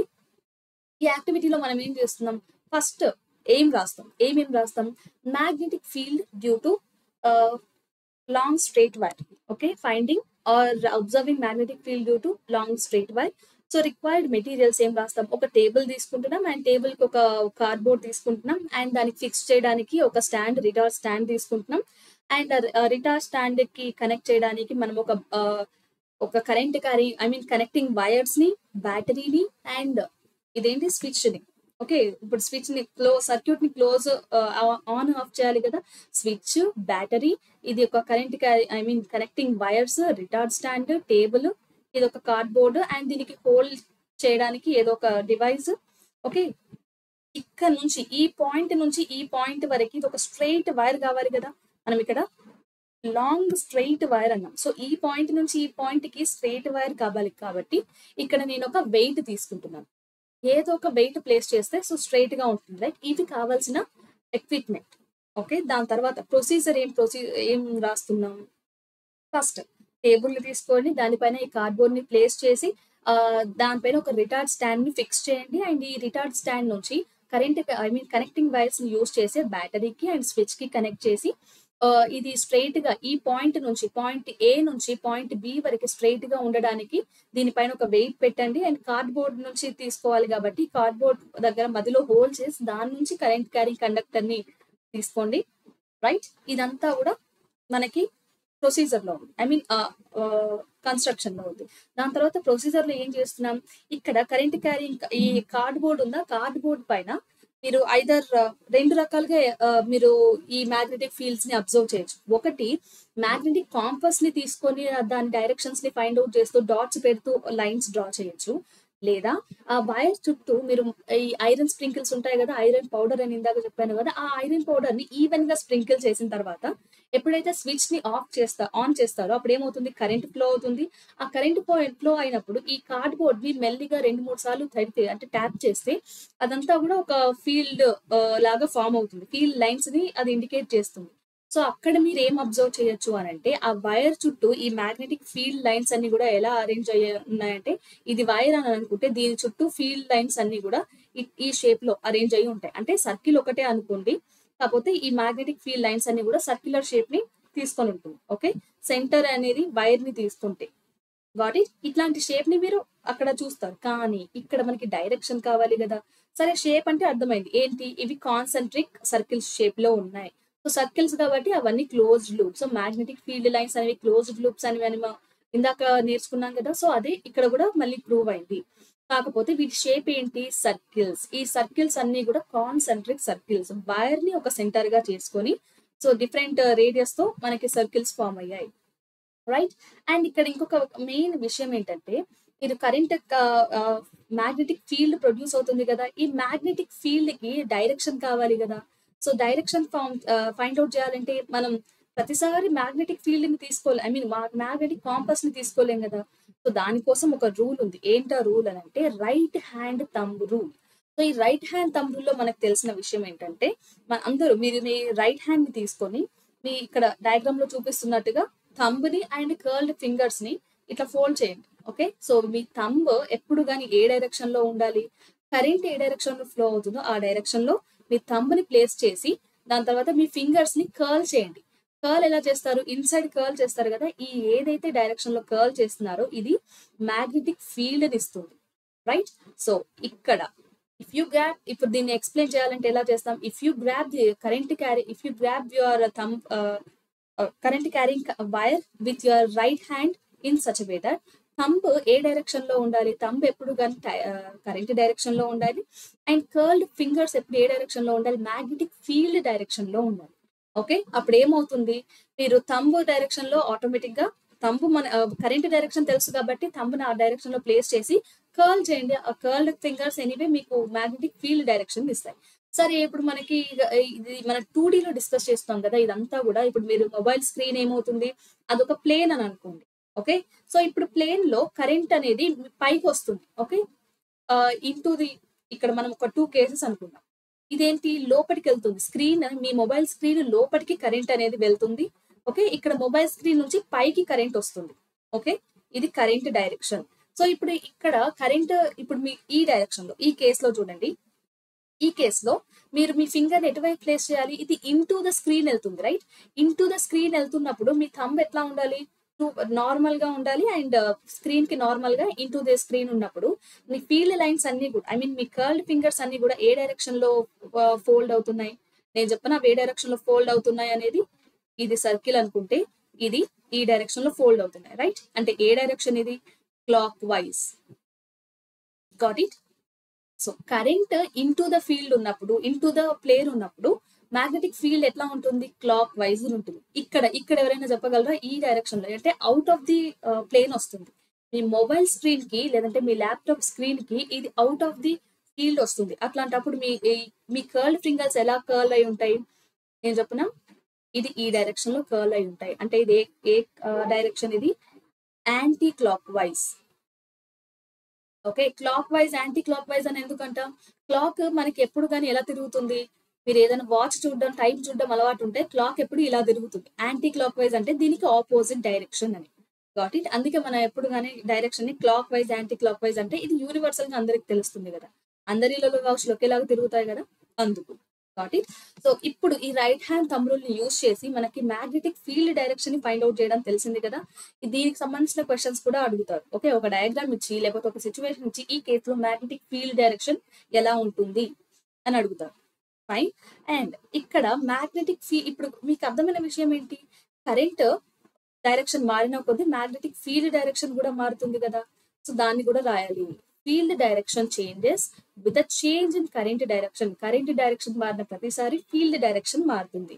సో ఇప్పుడు ఈ యాక్టివిటీ నుంచి మనం రాయాల్సిన కన్క్లూజన్ ఏంటి, సో ఇప్పుడు ఒకవేళ కరెంట్ లాంగ్ స్ట్రైట్ వైర్ నుంచి మనం కరెంట్ కనుక పాస్ చేసినట్లయితే దాని చుట్టూ మ్యాగ్నెటిక్ ఫీల్డ్ అనేది ప్రొడ్యూస్ అవుతుంది. ఈ ప్రొడ్యూస్ అయిన మ్యాగ్నెటిక్ ఫీల్డ్ అనేది ఏ షేప్ లో ఉంటుంది, సర్క్యులర్ షేప్ లో ఉంటుంది. సో ఈ ఫీల్డ్ లైన్స్ అన్ని కూడా వైర్ చుట్టూ కాన్సెంట్రిక్ సర్కిల్స్ లాగా ఫామ్ అవుతాయి. ఇవన్నీ కూడా closed loops and continuous loops. Okay, and ఈ ఫీల్డ్ అనేది మ్యాగ్నెటిక్, ఇప్పుడు ఇక్కడ నేను కరెంట్ ని బ్యాటరీని ఫస్ట్ ఇట్లా ప్లేస్ చేసినప్పుడు ఏంటి, కరెంట్ అనేది ఏ నుంచి బికి వెళ్ళింది. Got it. ఇప్పుడు నేను బ్యాటరీని మార్చి పెట్టాను, అప్పుడు ఏమవుతుంది, ఏ నుంచి బికి వెళ్తుంది. రైట్, సో కరెంట్ డైరెక్షన్ ఇట్లా కరెంట్ డైరెక్షన్ మారినప్పుడల్లా ఫీల్డ్ డైరెక్షన్ మారుతుంది. ఈ పాయింట్ కూడా మెయిన్ గా రాయండి. అండ్ ఇక్కడ మ్యాగ్నిట్యూడ్ కూడా ఉంటుంది, ఫీల్డ్ లైన్స్ కి డైరెక్షన్ కూడా ఉంటుంది. కాబట్టి ఈ ఫీల్డ్ లైన్స్ అన్ని సర్క్యులర్ లూప్స్ కాబట్టి యూనిఫామ్ ఫీల్డ్ ఇది. ఓకే, ఇక్కడ యూనిఫామ్ ఫీల్డ్ వస్తుంది. కానీ ఇది ఫైన్, మ్యాగ్నిట్యూడ్ ఇక్కడ చెప్పొచ్చు, ప్యారల్ గా ఉంటాయి లైన్స్ అన్ని, యూనిఫామ్ ఫీల్డ్. కానీ డైరెక్షన్ చెప్పాలి కదా. సో డైరెక్షన్ గురించి చెప్పడానికి మనకి రైట్ హ్యాండ్ థంబ్ రూల్ ఉంది. రైట్ హ్యాండ్ థంబ్ రూల్ ని ఎలా రాస్తాం, ఎలా అప్లై చేస్తాం, మన రైట్ హ్యాండ్ థంబ్ ని ఏ డైరెక్షన్ లో ప్లేస్ చేయాలి, కరెంట్ డైరెక్షన్ లో ప్లేస్ చేసి మన ఫింగర్స్ ని కర్ల్ చేసినప్పుడు, ఇన్సైడ్ కర్ల్ చేసినప్పుడు అవి ఏ డైరెక్షన్ లో అయితే మోల్డ్ అవుతున్నాయో, వాటిని కర్ల్ అవుతున్నాయో అది మనకి మ్యాగ్నెటిక్ ఫీల్డ్ డైరెక్షన్ అవుతుంది. Got it. సో ఇక్కడ 2 ఇంపార్టెంట్ పాయింట్స్ మీరు డిస్కస్ గుర్తు పెట్టుకోవాల్సింది ఏంటంటే, ఎప్పుడైతే ఫీల్డ్ ఇన్సైడ్ ఉన్నప్పుడు, I mean current into the field ఉన్నప్పుడు, ఇంటూ ద ప్లేన్ ఉన్నప్పుడు ఫీల్డ్ ఎలా ఉంటుంది, క్లాక్ వైజ్ లో ఉంటుంది. అండ్ ఎప్పుడైతే కరెంట్ అనేది ఇంటూ ద ప్లేన్ ఉన్నప్పుడు, ఇక్కడ అవుట్ ఆఫ్ ద ప్లేన్ ఉన్నప్పుడు కరెంట్ అనేది ఫీల్డ్ అనేది యాంటీ క్లాక్ వైజ్ డైరెక్షన్ లో ఉంటుంది. ఈ పాయింట్స్ మనకి సర్క్యులర్ కాయిల్ దాంట్లో పనికొస్తుంది, అందుకే చెప్తున్నాను. ఓకే, నెక్స్ట్ ఏంటి, ఇందాక స్ట్రైట్ వైర్ అయిపోయింది కదా, ఇప్పుడు కరెంట్ సర్క్యులర్ కాయిల్ లో మ్యాగ్నెటిక్ ఫీల్డ్ ఎట్లా ప్రొడ్యూస్ అవుతుంది అని చూస్తున్నాం. కాయిల్ అంటే ఏంటి, ఇప్పుడు మనం ఒక ఇందాక తీసుకున్న లాంగ్ స్ట్రైట్ వైర్ ని రౌండ్ గా ఒక 2-3 సార్లు చుట్టండి. ఓకే, ఒక చుట్టలాగా చుట్టండి. అప్పుడు ఏమవుతుంది, మీకు ఇక్కడ డయాగ్రామ్ లో కనిపిస్తున్నట్టుగా ఒక కాయిల్ ఫామ్ అవుతుందా. ఇప్పుడు ఆ కాయిల్ ని కార్డ్బోర్డ్ లో ఒక 2 హోల్స్ చేసి, ఒక కాయిల్ నుంచి ఈ హోల్ నుంచి ఈ హోల్ వరకు అదే 4-5 సార్లు ఈ వైర్ ని చుట్టండి. అప్పుడు ఏంటి, ఇక్కడ మీకు ఒక ఎండ్ వైర్ ఉంటుంది, ఇక్కడ మీకు ఒక స్టార్టింగ్ అండ్ ఎండ్ వైర్స్ ఉంటాయి కదా, వాటిని ఒక బ్యాటరీకి, ఓకే, ఒక బ్యాటరీకి, ఒక స్విచ్ కి ప్లేస్ చేయండి. ఓకే, కనెక్ట్ చేసిన తర్వాత ఇప్పుడు ఏమవుతుంది, ఇక్కడ ఇది పాజిటివ్ టర్మినల్ అండ్ ఇది నెగటివ్ టర్మినల్, రైట్. ఇక్కడ స్విచ్ ని క్లోజ్ చేసిన తర్వాత దీని నుంచి కరెంట్ ఫ్లో అవుతుంది. కరెంట్ ఏ డైరెక్షన్ లో ఫ్లో అవుతుంది, కరెంట్ క్లాక్ వైజ్ డైరెక్షన్ లో ఫ్లో అవుతుంది. ఇక్కడ కరెంట్ అనేది కరెంట్ డైరెక్షన్ సర్క్యులర్ గా ఉంది. మరి ఫీల్డ్ ఎట్లా ప్రొడ్యూస్ అవుతుంది అని అంటే, మనందరికి తెలిసింది ఏంటి, ఇందాక మీ అందరికి లాంగ్ వైర్ లో ఎట్లా ఫీల్డ్ ప్రొడ్యూస్ అవుతుంది అనేది అర్థమైందా. సరే, ఇప్పుడు నేను ఇక్కడ ఇది ఒక సర్క్యులర్ కాయిల్ తీసుకున్నాను. ఓకే, ఈ సర్క్యులర్ కాయిల్ లో మనకి ఏదో ఒక చిన్న వైర్ తీసుకుంటాం. ఓకే, సో ఇక్కడ కరెంట్ ఎట్లా ఫ్లో అవుతుంది, ఈ డైరెక్షన్ లో, ఈ clock wise direction, anti clock wise direction లో ఫ్లో అవుతుంది అని అనుకుందాం. ఇది కరెంట్ డైరెక్షన్, రైట్. ఇక్కడ ఈ గ్యాప్ లో కూడా, ఈ లెంత్ కి కూడా కరెంట్ ఎట్లా ఫ్లో అవుతుంది, పైకి ఫ్లో అవుతుంది కదా. ఇప్పుడు ఇక్కడ మీరు రైట్ హ్యాండ్ థంబ్ రూల్ ని ప్లేస్ చేయండి. అప్పుడు ఏమవుతుంది, రైట్ హ్యాండ్ థంబ్ రూల్ ని ప్లేస్ చేస్తే కరెంట్ డైరెక్షన్ ఎట్లా ఉంటుంది, ఇక్కడ నుంచి ఇవన్నీ బయటికి వస్తున్నాయి, రైట్. సో ఇట్లా మీరు ఏది తీసుకున్నా కూడా ఇక్కడ నుంచి ఈ ఫీల్డ్ లైన్స్ అన్ని కూడా లోపల నుంచి బయటికి వస్తున్నాయి. ఫైన్, ఇక్కడ మీరు ఒకసారి ఏది బార్ మ్యాగ్నెట్ ని కన్సిడర్ చేయండి. ఇది ఎన్, ఇది ఎస్ కదా. ఫీల్డ్ లైన్స్ ఎక్కడ నుంచి బయటకు వస్తాయి, నార్త్ నుంచి బయటకు వచ్చి సౌత్ కి లోపలికి వెళ్తాయి, రైట్. సో ఎక్కడైతే ఫీల్డ్ లైన్స్ బయటికి వస్తున్నాయో అదేమవుతుంది, అది నార్త్ పోల్ అవుతుంది. సో ఇటువైపు నార్త్ పోల్ ఉంటుంది, ఇటువైపు సౌత్ పోల్ ఉంటుంది. Got it. సో కాయిల్ లో ఇప్పుడు ఇక్కడ నుంచి ఇప్పుడు ఇది కాయిల్ అనుకుంటే, ఇటువైపు ఒక పోల్, ఇటువైపు ఒక పోల్ ఫామ్ అవుతుంది. Got it. సో అదే ఎట్లా ఫైండ్ అవుట్ చేస్తాం, ఇప్పుడు కాయిల్ లో మనకి ఫామ్ అయిన ఫీల్డ్, ఇప్పుడు కాయిల్ లో మనకి ఫామ్ అయిన ఫీల్డ్ ఎలాంటి ఫీల్డ్ అనేది ఎట్లా తెలుస్తుంది. సరే, ఇప్పుడు ఇది సర్క్యులర్ కాయిల్. ఓకే, సో ఇప్పుడు దీంట్లో కరెంట్ అనేది క్లాక్ వైజ్ డైరెక్షన్ లో వెళ్తుంది. Okay, current direction clock wise ఉంది. ఇప్పుడు థంబ్ రూల్ ని అప్లై చేయండి. ఇప్పుడు మీరు ఫింగర్స్ ని, కర్ల్డ్ ఫింగర్స్ ని కరెంట్ డైరెక్షన్ లో ప్లేస్ చేయండి. అప్పుడు ఏమవుతుంది, ఆటోమేటిక్ గా ఫీల్డ్ ఇంటూ ద ఫీల్డ్ ఉంటుంది. ఓకే, ఇంటూ ద ఫీల్డ్ ఉంది అని అంటే మధ్యలో ఇక్కడ ఏ ఫీల్డ్ ఉంటుంది, ఇటువైపు నార్త్ ఉంటుంది, అటువైపు సౌత్ ఉంటుంది. సరే, అలా కాకుండా నేను ఇప్పుడు కాయిల్ ని కాయిల్ లో యాంటీ క్లాక్ వైజ్ లో మన కరెంట్ ని కన్సిడర్ చేశాను. ఓకే, ఇప్పుడు ఏమవుతుంది, ఇక్కడ నాకు ఫామ్ అయ్యే ఫీల్డ్ ఎలా ఉంటుంది, యాంటీ క్లాక్ వైజ్ కాబట్టి అవుట్ ఆఫ్ ది ఫీల్డ్ వస్తుంది. అవుట్ ఇట్లా డినోట్ చేస్తారు. సో ఇక్కడ ఏం ఫామ్ అవుతుంది, అవుట్ కాబట్టి ఇది నార్త్ పోల్. సారీ, ఇందాక ఇక్కడ మిస్టేక్ నాది. ఇంటూ ద ఫీల్డ్ ఉన్నప్పుడు ఇది సౌత్ పోల్ అవుతుంది. ఓకే, ఇది south pole. Got it. So current direction clockwise లో ఉంటే, ఇక్కడ ఇంకొక 2 పాయింట్స్ మీరు నోటీస్ చేయాల్సింది ఏంటంటే, కరెంట్ డైరెక్షన్ క్లాక్ వైజ్ లో ఉంటే మ్యాగ్నెటిక్ ఫీల్డ్ ఎలా ఉంటుంది, మ్యాగ్నెటిక్ ఫీల్డ్ అనేది నార్త్ పోల్ మిడిల్ లో ఏ ఫీల్డ్ పోల్ ఫామ్ అవుతుంది, కాయిల్ మిడిల్ లో మనకి సౌత్ పోల్ ఫామ్ అవుతుంది, సౌత్ పోల్ వస్తుంది. ఓకే, అదే కరెంట్ క్యారింగ్ కండక్టర్ లో కరెంట్ యాంటీ క్లాక్ వైజ్ ఉంది.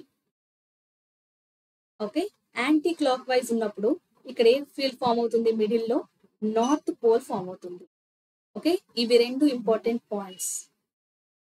ఇవి 2 బిట్స్ కి అడిగే ఛాన్స్ ఉంది, లేదంటే 1 మార్క్ కి కూడా అడిగే ఛాన్స్ ఉంది. Got it.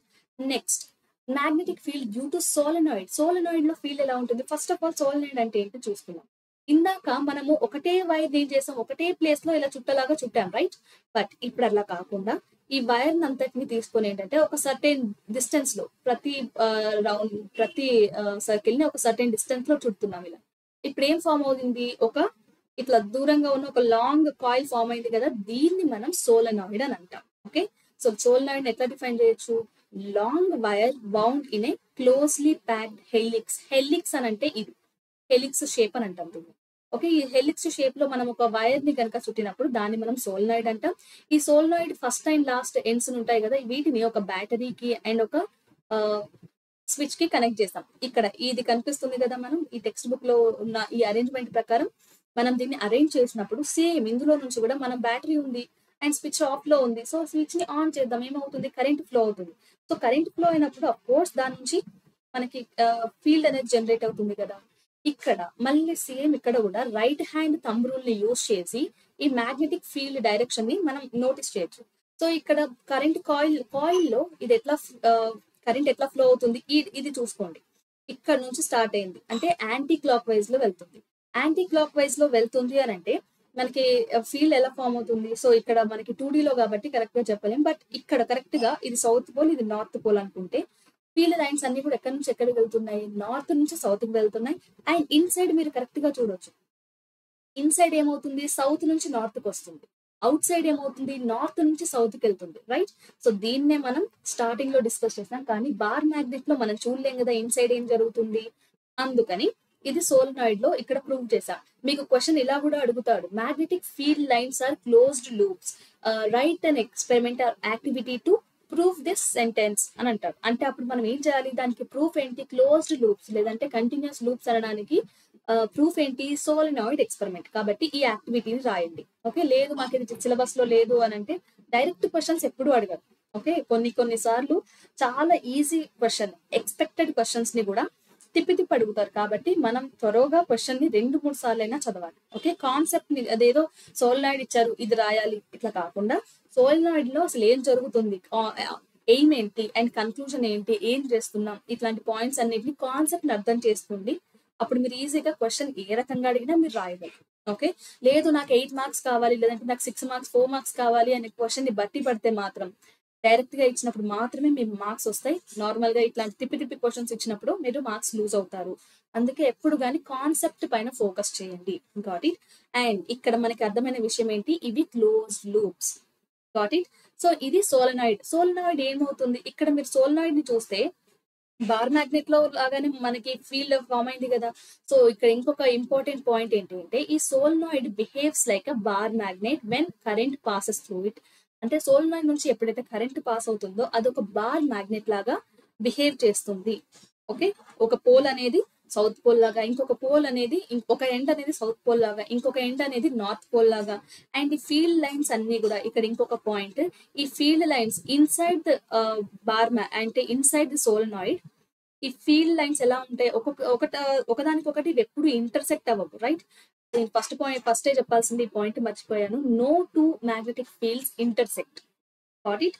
సో ఇక్కడ ఇన్సైడ్ మ్యాగ్నెటిక్ ఫీల్డ్స్ అన్ని కూడా చాలా దగ్గరగా బౌండ్ అయి ఉంటాయి కాబట్టి ఇక్కడ యూనిఫామ్ మ్యాగ్నెటిక్ ఫీల్డ్ అనేది వస్తుంది. ఇన్సైడ్ ది సోలనాయిడ్ ఎలాంటి ఫీల్డ్ ఉంటుంది, యూనిఫామ్ మ్యాగ్నెటిక్ ఫీల్డ్ ఉంటుంది.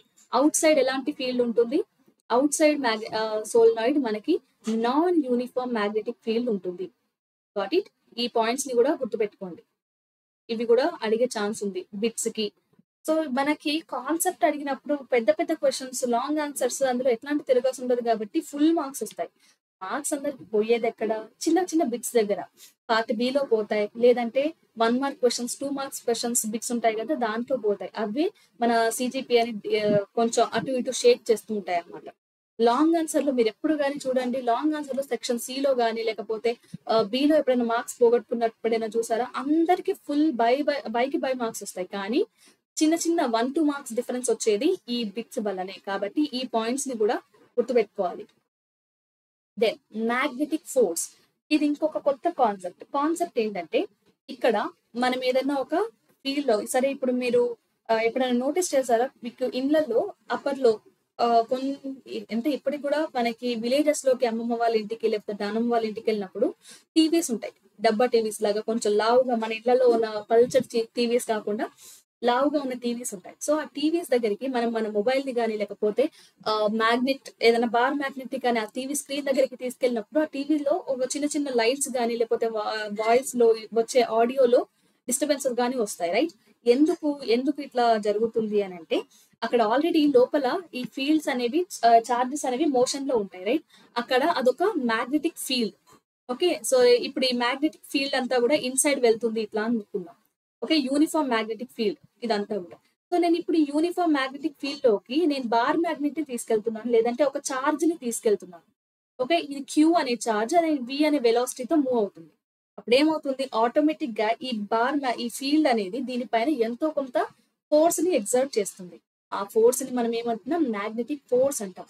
Force exerted by the magnetic field on moving charges. Charge అనే కాదు, ఇప్పుడు నేను ఈ ప్లేస్ లో ఒక కరెంట్ క్యారింగ్ కండక్టర్ ని ప్లేస్ చేశాను అండ్ దీని నుంచి ఐ అనే కరెంట్ వెళ్తుంది. అప్పుడు కూడా ఈ లాంగ్ కరెంట్ క్యారింగ్ కండక్టర్ పైన కూడా ఫోర్స్ చూపిస్తుంది. అండ్ ఈ ఫోర్స్ అనేది ఏంటి, మ్యాగ్నెటిక్ ఫోర్స్. సో ఈ ఫోర్స్ ని ఎఫ్ అనే లెటర్ తో ఇండికేట్ చేస్తారు. ఈ ఒకవేళ చార్జ్ పైన ఒక charge external magnetic field B అనే మ్యాగ్నెటిక్ ఫీల్డ్ లో ఒక చార్జ్ వి అనే వెలాసిటీతో మూవ్ అవుతున్నప్పుడు దానిపైన ఎగ్జర్ట్ అయ్యే ఫోర్స్ ఎట్లా ఉంటుంది, బిక్యూవి సైన్ థీటా. ఓకే, ఇదొకటి. లేదు ఇప్పుడు చార్జ్ కాదు, నేను ఒక long current carrying straight wire ని ప్లేస్ చేశాను, ఐ అనే కరెంట్ దాని నుంచి వెళ్తుంది అండ్ ఎల్ అనే లెంత్ దానికి ఉంది. సో ఇప్పుడు దానిపైన కరెంట్ ఎల్ అనే లెంత్ ఉంది ఈ లాంగ్ వైర్ కి.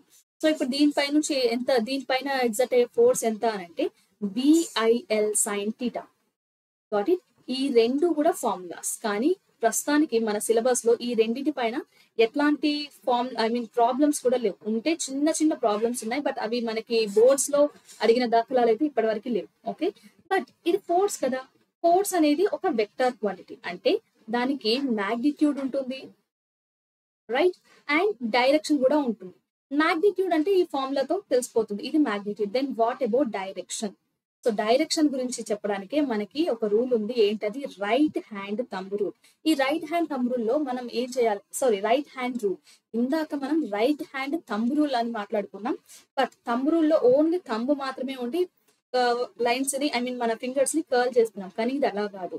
రైట్ హ్యాండ్ రూల్ లో మీ ఫోర్ ఫింగర్ అండ్ మీ థంబ్ మీ ఫోర్ ఫింగర్, థంబ్ అండ్ మీ మిడిల్ ఫింగర్ ని ఇక్కడ డయాగ్రామ్ లో చూపిస్తున్నట్టుగా పర్పెండిక్యులర్ గా ప్లేస్ చేయండి.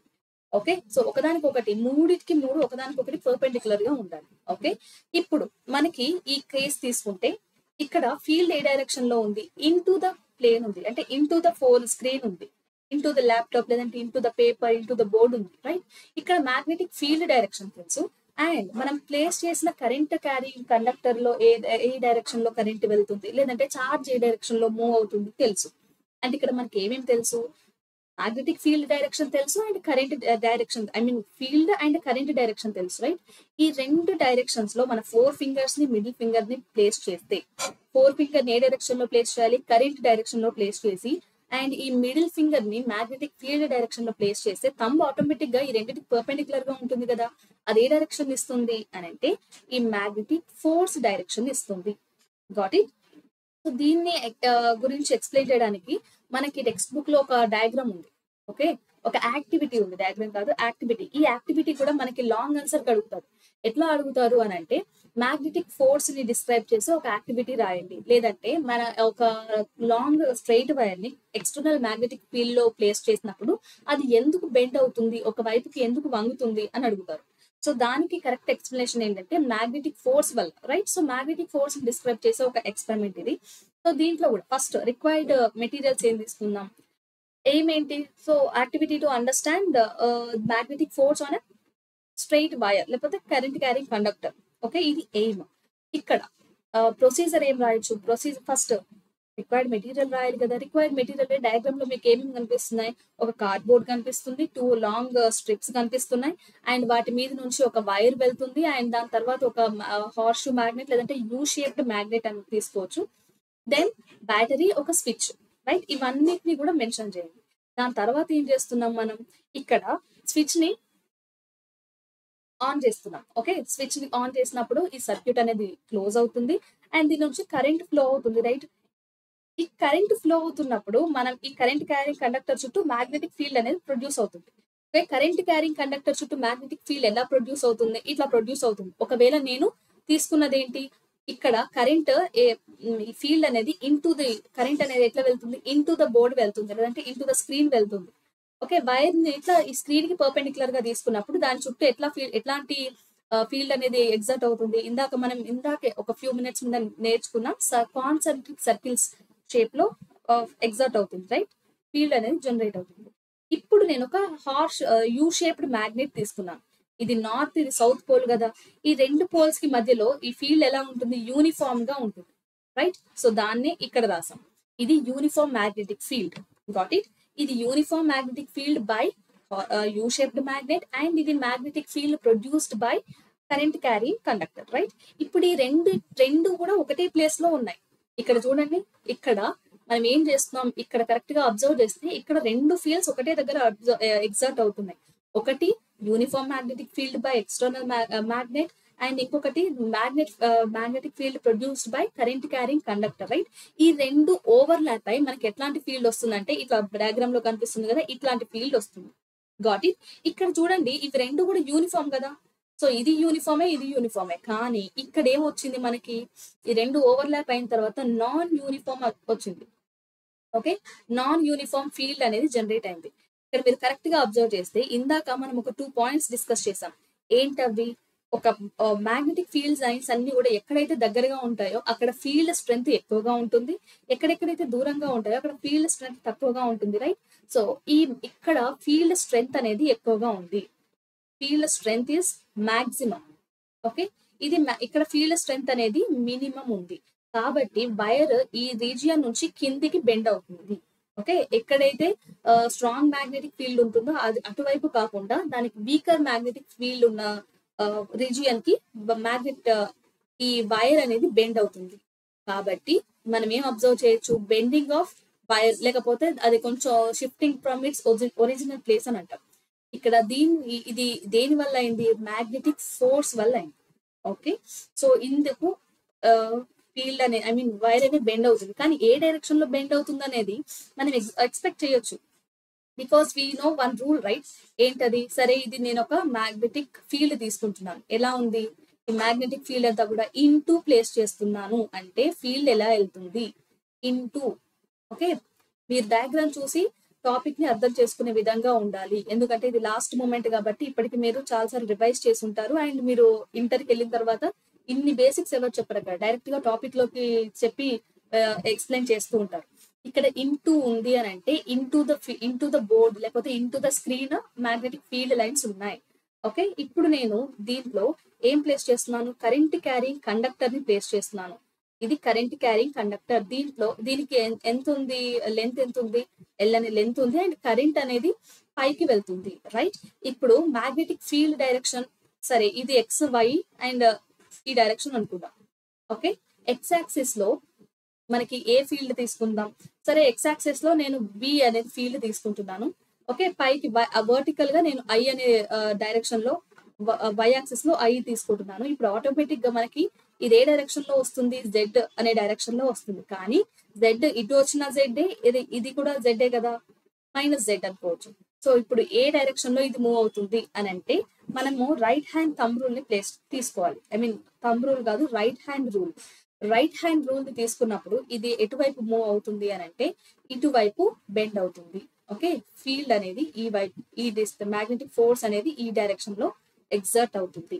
Got it. So guys, this is about magnetic force. So ఇక్కడ మీకు కాన్సెప్ట్ అర్థమైంది కాబట్టి ఏదైనా ఒక కరెంట్ క్యారింగ్ కండక్టర్ ని మ్యాగ్నెటిక్ ఫీల్డ్ లో ఉంచితే, ఎక్స్టర్నల్ మ్యాగ్నెటిక్ ఫీల్డ్ లో ఉంచితే అదేమవుతుంది, దానిపైన మ్యాగ్నెటిక్ ఫోర్స్ ఎగ్జర్ట్ అవుతుంది, రైట్. ఈ కాన్సెప్ట్ ని ఇంకొంచెం డెవలప్ చేసి మనం ఎలక్ట్రిక్ మోటార్ అనే డివైస్ ని కనుక్కున్నాం. ఓకే, ఎలక్ట్రిక్ మోటార్ గురించి ఫస్ట్ డిస్కస్ చేసే ముందు ఒక చిన్న కాన్సెప్ట్ ని, ఒక చిన్న అబ్జర్వేషన్ గురించి మాట్లాడుకుందాం. ఇక్కడ ఈ ఫీల్డ్, ఇక్కడ ఈ లైన్స్ అన్ని ఉన్నాయి కదా, ఈ లైన్స్ అన్ని హారిజంటల్ లైన్స్ అన్ని కూడా యూనిఫామ్ మ్యాగ్నెటిక్ ఫీల్డ్ ని ఇండికేట్ చేస్తున్నాయి. ఈ యూనిఫామ్ మ్యాగ్నెటిక్ ఫీల్డ్ లో మనం ఏం ప్లేస్ చేసాం, ABCD అనే ఒక కరెంట్ క్యారింగ్ కండక్టర్ ని ప్లేస్ చేసాం, రెక్టాంగులర్ కాయిల్ ని ప్లేస్ చేసాం. ఓకే, ఈ రెక్టాంగులర్ కాయిల్ ఒక వైర్ కి కాయిల్ కదా, ఈ కాయిల్ లో నుంచి కరెంట్ ఎట్లా పాస్ అవుతుంది అని అంటే ఇక్కడ కనిపిస్తుంది, డి నుంచి ఏకి, ఏ నుంచి బికి, బి నుంచి సికి, సి నుంచి డికి వెళ్తుంది, రైట్. అంటే కరెంట్ ఏ డైరెక్షన్ లో ఉంది, క్లాక్ వైజ్ ఉంది. Got it. సో ఈ క్లాక్ వైజ్ లో ఉంది కరెంట్ డైరెక్షన్. ఇప్పుడు మనం మొత్తం కాయిల్ కి తీసుకోకుండా ఓన్లీ ఒకటే సైడ్ కి తీసుకుందాం. ఓకే, ఏ సైడ్ గురించి మాట్లాడదాం ఫస్ట్, ఈ సైడ్. ఫైన్. అండ్ ఇంకొక విషయం ఇక్కడ చెప్పడం మర్చిపోయిన విషయం ఏంటంటే, ఈ మ్యాగ్నెటిక్ ఫీల్డ్ ఎప్పుడు మాక్సిమం ఉంటుంది అని అంటే పర్పెండిక్యులర్ గా ఉన్నప్పుడు మాత్రమే మాక్సిమం ఉంటుంది.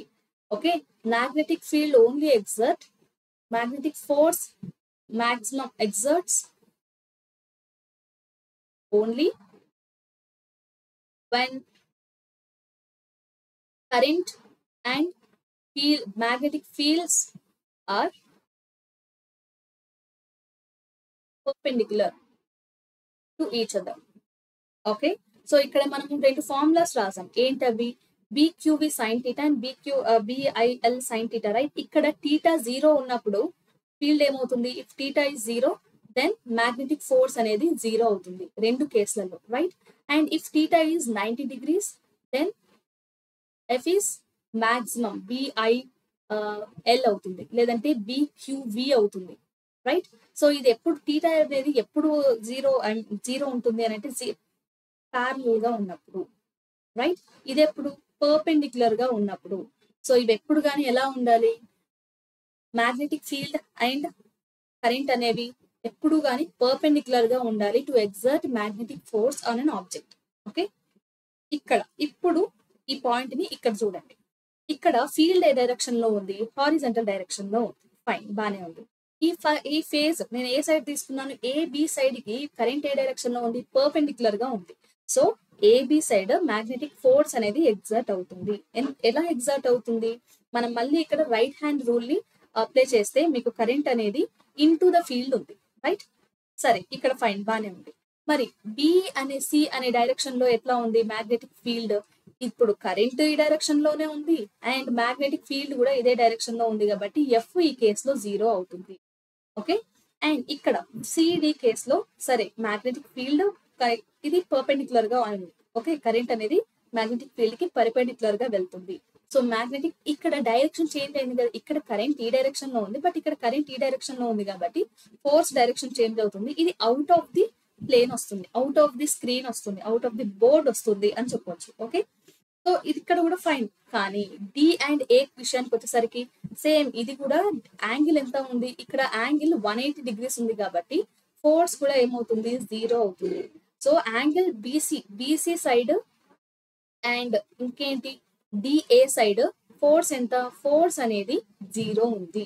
ఇంకే sides AB side and BC side. Okay, ఈ సైడ్ లో ఫోర్స్ అనేది మాక్సిమం ఉంది. కాకపోతే ఇక్కడ ఈ ఫోర్స్, ఇది ఇక్కడ ఎంత ఫోర్స్ ఉందో ఇక్కడ కూడా అంతే ఫోర్స్ ఉంది కదా.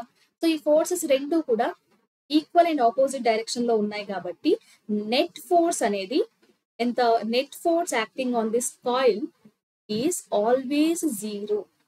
ఓకే, నెట్ ఫోర్స్ ఎప్పుడు కానీ 0 ఉంటుంది. అండ్ ఈ పాయింట్ చాలా ఇంపార్టెంట్, గుర్తుపెట్టుకోండి. ఓకే, కానీ ఇది మ్యాగ్నిట్యూడ్ వరకు.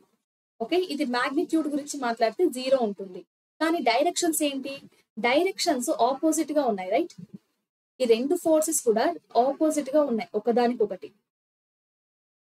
కాబట్టి ఏమవుతుంది? ఇక్కడ కపుల్ ఫోర్స్ యాక్ట్ అవుతుంది. కపుల్ ఫోర్స్ అనొచ్చు, లేదంటే టార్క్ అనొచ్చు.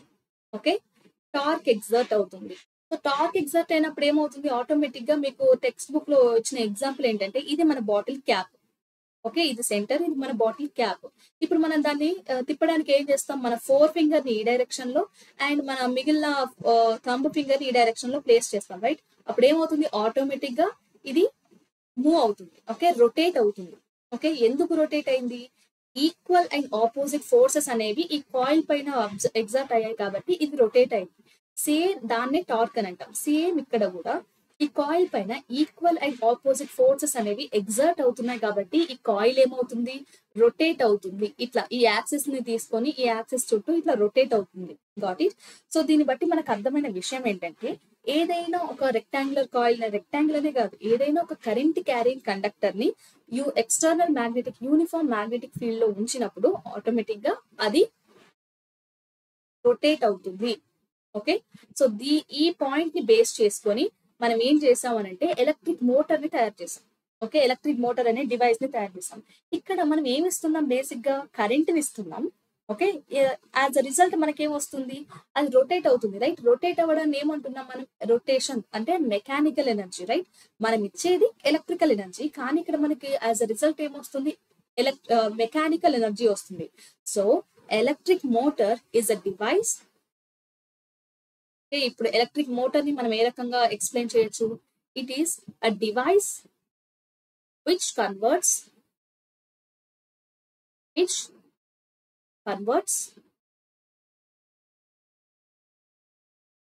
electrical energy into mechanical energy.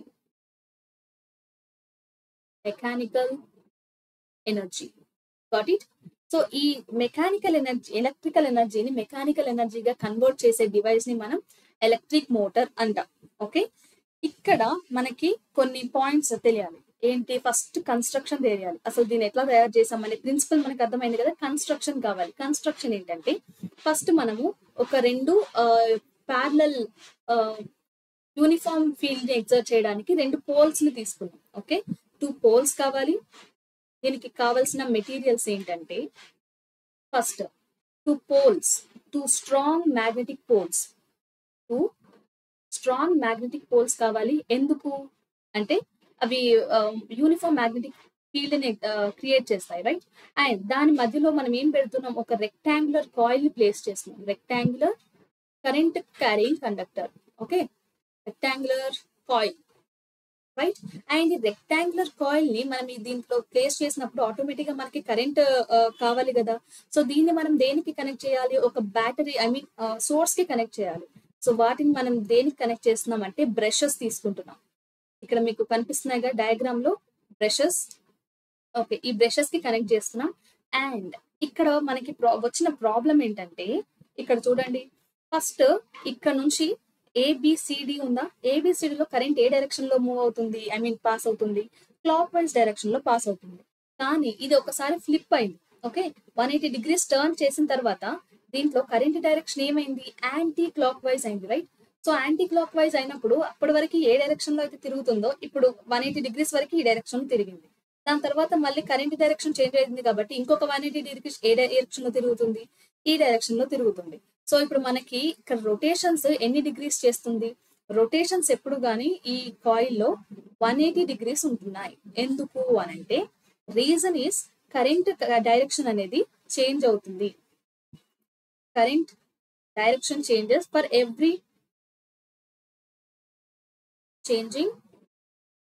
Every half cycle. Okay, for every half cycle కి కరెంట్ డైరెక్షన్ చేంజ్ అవ్వడం వల్ల మ్యాగ్నెటిక్ ఈ రొటేషన్స్ కూడా చేంజ్ అవుతున్నాయి, రైట్. అదే కరెంట్ డైరెక్షన్ సేమ్ ఉంటే మనకి 360 degrees లో వస్తుంది కదా. సో దాన్ని దాన్ని కవర్ చేయడానికి ఇక్కడ మనం ఏం చేసామనంటే, ఇక్కడ 2 కాయిల్స్ ని తీసుకున్నాం. ఇవి 2 కాయిల్స్. ఓకే, ఈ కాయిల్స్ ఏం చేస్తున్నాయి, ఈ 2 స్లిప్ రింగ్స్ అని అంటాం వీటిని. ఓకే, ఈ స్లిప్ రింగ్స్ అనేవి చాలా ఇంపార్టెంట్. ఎందుకంటే జనరేటర్ ని ఏసీ జనరేషన్ డిసి జనరేటర్ గా మార్చే ఒక ఇంపార్టెంట్ డివైస్ అనమాట. ఓకే, పార్ట్ అనమాట. ఈ స్లిప్ రింగ్స్ ని హాఫ్ స్లిప్ రింగ్స్ అని అంటాం. ఓకే, ఈ స్లిప్ రింగ్స్ ఎటు కనెక్ట్ అయి ఉన్నాయి, కాయిల్ కి కనెక్ట్ అయి ఉన్నాయి. ఓకే, ఈ కాయిల్ మళ్ళీ ఎట్లా ఉంది, ఈ కాయిల్ ని మనం బ్రషెస్ కి కనెక్ట్ చేసాం. ఈ బ్రషెస్ నుంచి మనం ఒక బ్యాటరీకి కనెక్ట్ చేసాం, రైట్. ఇవి ఈ 4 చాలా ఇంపార్టెంట్ పార్ట్స్. ఇప్పుడు ఏం జరుగుతుంది, మనం ఇక్కడ ఒక కరెంట్ ఇక్కడ ఇది క్లోజ్ చేసాం. అప్పుడు ఏమవుతుంది, కరెంట్ అనేది పాస్ అవుతుంది, రైట్. ఇక్కడ నుంచి ఇక్కడికి కరెంట్ పాస్, ఇక్కడ నుంచి ఇక్కడికి కరెంట్ పాస్. అండ్ ఇక్కడ చెప్పాల్సిన ఇంకో ఇంపార్టెంట్ విషయం ఏంటంటే, ఈ బ్రషెస్ తయారు చేసిన మెటీరియల్ కానీ, ఈ కాయిల్ స్లిప్ రింగ్స్ తయారు చేసిన మెటీరియల్ కానీ, 2 కూడా కండక్టర్సే. లేదంటే కరెంట్ ఇక్కడ నుంచి ఇక్కడికి ఎట్లా పాస్ అవుతుంది, అవ్వదు కదా. సరే, ఇక్కడ ఫస్ట్ కరెంట్ ఇక్కడ నుంచి B1 కి పాస్ అయింది, B1 C1 కి పాస్ చేసింది కరెంట్. అండ్ దెన్ ఇక్కడ నుంచి A నుంచి B కి, B నుంచి C కి, C నుంచి D కి, అండ్ D నుంచి C2 కి వచ్చింది. ఓకే, ఇక్కడ నుంచి మళ్ళీ ఇక్కడికి వెళ్ళింది. అండ్ దెన్ కరెంట్ ఇట్లా పాస్ అవుతూ వస్తుంది, రైట్. ఇది ఒక లూప్ లో పాస్ అయింది. ఓకే, అప్పుడు ఏమవుతుంది, మనకు తెలిసిన విషయం ఏంటి, కరెంట్ డైరెక్షన్ ఇలా ఉంది, I mean magnetic field direction ఇలా ఉంది, కరెంట్ డైరెక్షన్ ఇట్లా ఉన్నప్పుడు ఆటోమేటిక్ గా అది రొటేట్ అవుతుంది కదా. రొటేట్ అయిన తర్వాత ఈ కాయిల్ తో పాటు ఈ స్లిప్ రింగ్స్ కూడా రొటేట్ అవుతాయి. సో ఎవ్రీ హాఫ్ రొటేషన్ కి ఇప్పుడు 180 degrees θ ఈజ్ ఈక్వల్స్ టు 0 ఉంది. ఓకే, ఇప్పుడు ఇనీషియల్ గా మనకి టెక్స్ట్ బుక్ లో ఒక డయాగ్రామ్ ఉంటుంది, దాన్ని చూస్తే మీకు అర్థమైపోతుంది.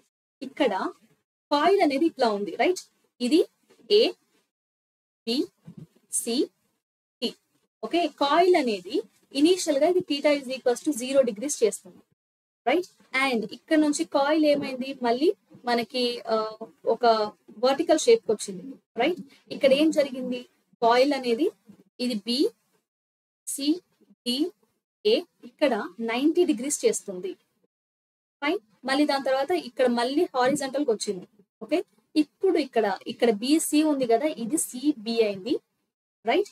అండ్ దెన్ ఇది ఏ, ఇది డి అయింది, ఇక్కడ 180 degrees చేసింది. ఓకే, మళ్ళీ ఇంకా ఫర్దర్ గా మూవ్ అవుతుంది కదా, ఇక్కడ మళ్ళీ మూవ్ అయినప్పుడు మళ్ళీ వర్టికల్ పొజిషన్ కి వస్తుంది. ఇక్కడ షేప్ ఏంటి, ఇక్కడ ఏంటి, సేమ్ సిబి ఏ డి, కాకపోతే ఇక్కడ ఇది 270 degrees చేస్తుంది, ఫైన్. అండ్ దెన్ మళ్ళీ సేమ్ హారిజంటల్ పొజిషన్ కి వస్తుంది. ఇక్కడ ఉన్న దాని same B C A D, so ఇది 360 degrees చేసింది. Got it? ఇక్కడ కరెంట్ డైరెక్షన్స్ చూసుకుంటే ప్రతి దాంట్లో కూడా ఫస్ట్ ఇనిషియల్ గా ఎట్లా ఉంది, ఏ నుంచి బికి, బి నుంచి సికి, సి నుంచి డికి, ఇట్లాంటి డైరెక్షన్ ఉంది కదా. అండ్ ఇక్కడ కూడా సేమ్ ఇనిషియల్ గా ఫస్ట్ కేస్ లో ఇక్కడ కూడా బి నుంచి సికి ఇదే డైరెక్షన్ లో ఉంటుంది కరెంట్. కానీ ఇక్కడ ఒక 180 degrees తిరిగిన తర్వాత ఇక్కడ కాయిల్ తో పాటు ఇనిషియల్ గా ఇక్కడ ఏమైంది, B1 C1 తో కాంటాక్ట్ లో ఉంది అండ్ B2 C2 తో కాంటాక్ట్ లో ఉంది, రైట్? ఇక్కడ కాంటాక్ట్ లో ఉండదు. అండ్ ఇక్కడికి వచ్చేసరికి ఏమైంది, B1 C2 కి కాంటాక్ట్ లోకి అయింది, B2 C1 లోకి కాంటాక్ట్ లోకి వచ్చింది. సో ఇక్కడ కూడా ఆటోమేటిక్ గా ఇక్కడ ఇప్పుడు C2 ఉంది, ఇక్కడ C1 ఉంది 180 degrees తర్వాత. సో ఇప్పుడు B1 C2 కి కరెంట్ ఇస్తుంది కదా, C2 కి కరెంట్ ఇచ్చిన తర్వాత ఆటోమేటిక్ గా మనకి మళ్ళీ కరెంట్ ఏ డైరెక్షన్ లో ఉంది, క్లాక్ వైజ్ డైరెక్షన్ లో ఉంది. Got it? సో ప్రతి కేస్ లో కూడా అది ఎన్ని డిగ్రీస్ తిరిగినా కూడా మనకి కరెంట్ అనేది సేమ్ డైరెక్షన్ లో ఉంటుంది. ఓకే, సో దాని వల్ల కంటిన్యూస్ గా రొటేట్ అవుతూ ఉంటుంది. ఓకే, మనం ఇచ్చిన ఎనర్జీ ఏంటి, ఎలక్ట్రికల్ ఎనర్జీ ఇస్తే అది మెకానికల్ ఎనర్జీగా మారుస్తుంది ఈ ప్రిన్సిపల్ ని బేస్ చేసుకొని. Got it? ఇది కేస్, ఇది ఎలక్ట్రికల్ మోటార్. ఓకే, అండ్ ఇప్పుడు ఎలక్ట్రిక్ మోటార్ కాకుండా ఇప్పుడు ఇదంతా ఇప్పటి వరకు చాప్టర్ లో మనం డిస్కస్ చేసిందంతా కూడా ఏంటి, మనం ఎలక్ట్రికల్ కరెంట్ ఇస్తే ఆ కరెంట్ క్యారింగ్ ఆ కండక్టర్ ఎట్లాంటి ఫీల్డ్ ని ప్రొడ్యూస్ చేస్తుంది అనేది ఇప్పటి వరకు మనం నేర్చుకున్నాం కదా. ఇప్పుడు రివర్స్ టెక్నాలజీ ట్రై చేద్దాం. ఓకే, రివర్స్ ప్రాసెస్ ఏంటంటే, సరే ఇప్పుడు మన దగ్గర ఎక్సెసివ్ అమౌంట్స్ లో మ్యాగ్నెటిక్ ఫీల్డ్ ఉంది, మరి ఇప్పుడు ఆ ఫీల్డ్ ని యూజ్ చేసుకొని కరెంట్ ని ప్రొడ్యూస్ చేయొచ్చా? సో ఈ పాయింట్ మీద చాలా ఎక్స్పెరిమెంట్స్ జరిగాయి. సో దాని తర్వాత లాస్ట్ కి ఫారడే అండ్ లెన్స్ అనే ఇద్దరు సైంటిస్టులు ఏం చేశారంటే మనకు ఒక కన్క్లూజన్ ఇచ్చారు. ఆ కన్క్లూజన్ ఏంటి, ఎలక్ట్రోమాగ్నెటిక్ ఇండక్షన్. ఇండక్షన్ అంటే కాంటాక్ట్ లో లేకున్నా కరెంట్ ని జనరేట్ చేసేది, కరెంట్ ని ట్రాన్స్ఫర్ చేసేది, లేకపోతే పాస్ చేయడం అని అర్థం. ఓకే, ఇండ్యూస్ అవ్వడం ఇండక్షన్. ఓకే, సో దీనికి ఫస్ట్ ఫారడేలో ఏం చెప్పారు అని అంటే, ఏం చేశారు ఈయన ఎక్స్పెరిమెంట్ ఏం చేశారు అంటే, ఒక కరెంట్ క్యారింగ్ కండక్టర్ తీసుకున్నారు. ఏంటి, సర్క్యులర్ కాయిల్ తీసుకున్నారు. ఆ కాయిల్ దగ్గరికి, ఈ కాయిల్ కి ఒక గ్యాల్వనోమీటర్ ని ఫిక్స్ చేశారు. గాయస్, నేను మీకు లాస్ట్ ఎలక్ట్రిక్ కరెంట్ లో కూడా మెన్షన్ చేశాను, అమ్మీటర్ కి గ్యాల్వనోమీటర్ కి ఉన్న తేడా ఏంటి అని. అమ్మీటర్ ఏం చేస్తుంది, ఏదైనా సర్క్యూట్ కి మనం కరెంట్ ని అమ్మీటర్ ని కనెక్ట్ చేసినప్పుడు ఓన్లీ ఆ సర్క్యూట్ లో ఎంత కరెంట్ పాస్ అవుతుంది అని మాత్రమే అమ్మీటర్ చెప్తుంది. ఓకే, బట్ గ్యాల్వనోమీటర్ ఏం చెప్తుందనంటే ఆ సర్క్యూట్ లో కరెంట్ ఉందా లేదా, ఉంటే డిఫ్లెక్ట్ అవుతుంది, ఓకే, లేకపోతే స్టడీగా ఉంటుంది. అండ్ కరెంట్ డిఫ్లెక్ట్ అవుతుంది కదా, డిఫ్లెక్ట్ ఎటు నుంచి ఎటు వెళ్తుంది అనేది డిఫ్లెక్షన్స్ డైరెక్షన్స్ చూపిస్తుంది. కాబట్టి సో గ్యాల్వనోమీటర్ ఏం చేస్తుంది, గ్యాల్వనోమీటర్ కరెంట్ డైరెక్షన్ ఇస్తుంది. ఓకే, గ్యాల్వనోమీటర్ కరెంట్ డైరెక్షన్ ఇస్తుంది, అండ్ అమ్మీటర్ ఏం చేస్తుంది, ఓన్లీ కరెంట్ మ్యాగ్నిట్యూడ్ ని చెప్తుంది. కాబట్టి సో ఇక్కడ గ్యాల్వనోమీటర్ అమ్మీటర్ ఎందుకు ప్లేస్ చేయలేదు, గ్యాల్వనోమీటర్ ఎందుకు ప్లేస్ చేస్తామని అంటే, మనకి ఇక్కడ కావాల్సింది మ్యాగ్నిట్యూడ్ కాదు, ఎంత కరెంట్ వెళ్తుంది అనేది కాదు, ఏ డైరెక్షన్ లో వెళ్తుంది, అసలు ఉందా లేదా అనేది బేసిక్ ఇన్ఫర్మేషన్ కావాలి. కాబట్టి ఫస్ట్ మనం ఏం తీసుకున్నాం, ఒక కరెంట్ క్యారింగ్ కండక్టర్ తీసుకొని దాన్ని ఒక గాల్వనోమీటర్ కి కనెక్ట్ చేసాం. ఇప్పుడు ఈ కాయిల్ దగ్గరికి మన ఒక మ్యాగ్నెట్ ని దగ్గరగా, ఒక నార్త్ పోల్ ని దగ్గరగా తీసుకొస్తుంది. అప్పుడు ఏమవుతుంది, మ్యాగ్నెట్ మోషన్ లో ఉన్నప్పుడు, అంటే మ్యాగ్నెట్ మూవ్మెంట్ లో ఉన్నప్పుడు గాల్వనోమీటర్ డిఫ్లెక్షన్స్ చూపిస్తుంది. ఓకే, మళ్ళీ మ్యాగ్నెట్ ని స్టడీగా ఉంచితే డిఫ్లెక్షన్స్ ఆగిపోతున్నాయి. మళ్ళీ అదే పోల్ ని వెనక్కి తీసుకెళ్తే డిఫ్లెక్షన్స్ చూపిస్తుంది.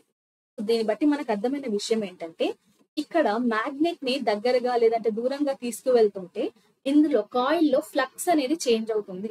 అదేం మ్యామ్ అట్లా ఫ్లక్స్ చేంజ్ అవుతుంది అని అనుకుంటున్నారా? సరే, ఇక్కడ ఇది కాయిల్ రైట్. సరే, నేను ఇప్పుడు దీని దగ్గరికి ఒక మ్యాగ్నెటిక్ ఫీల్డ్ ని తీసుకొస్తాను, ఒక మ్యాగ్నెటిక్ ఏదన్నా ఒక మ్యాగ్నెటిక్ పోల్ ని తీసుకొస్తున్నాను, నార్త్ పోల్ ని తీసుకొస్తున్నాను.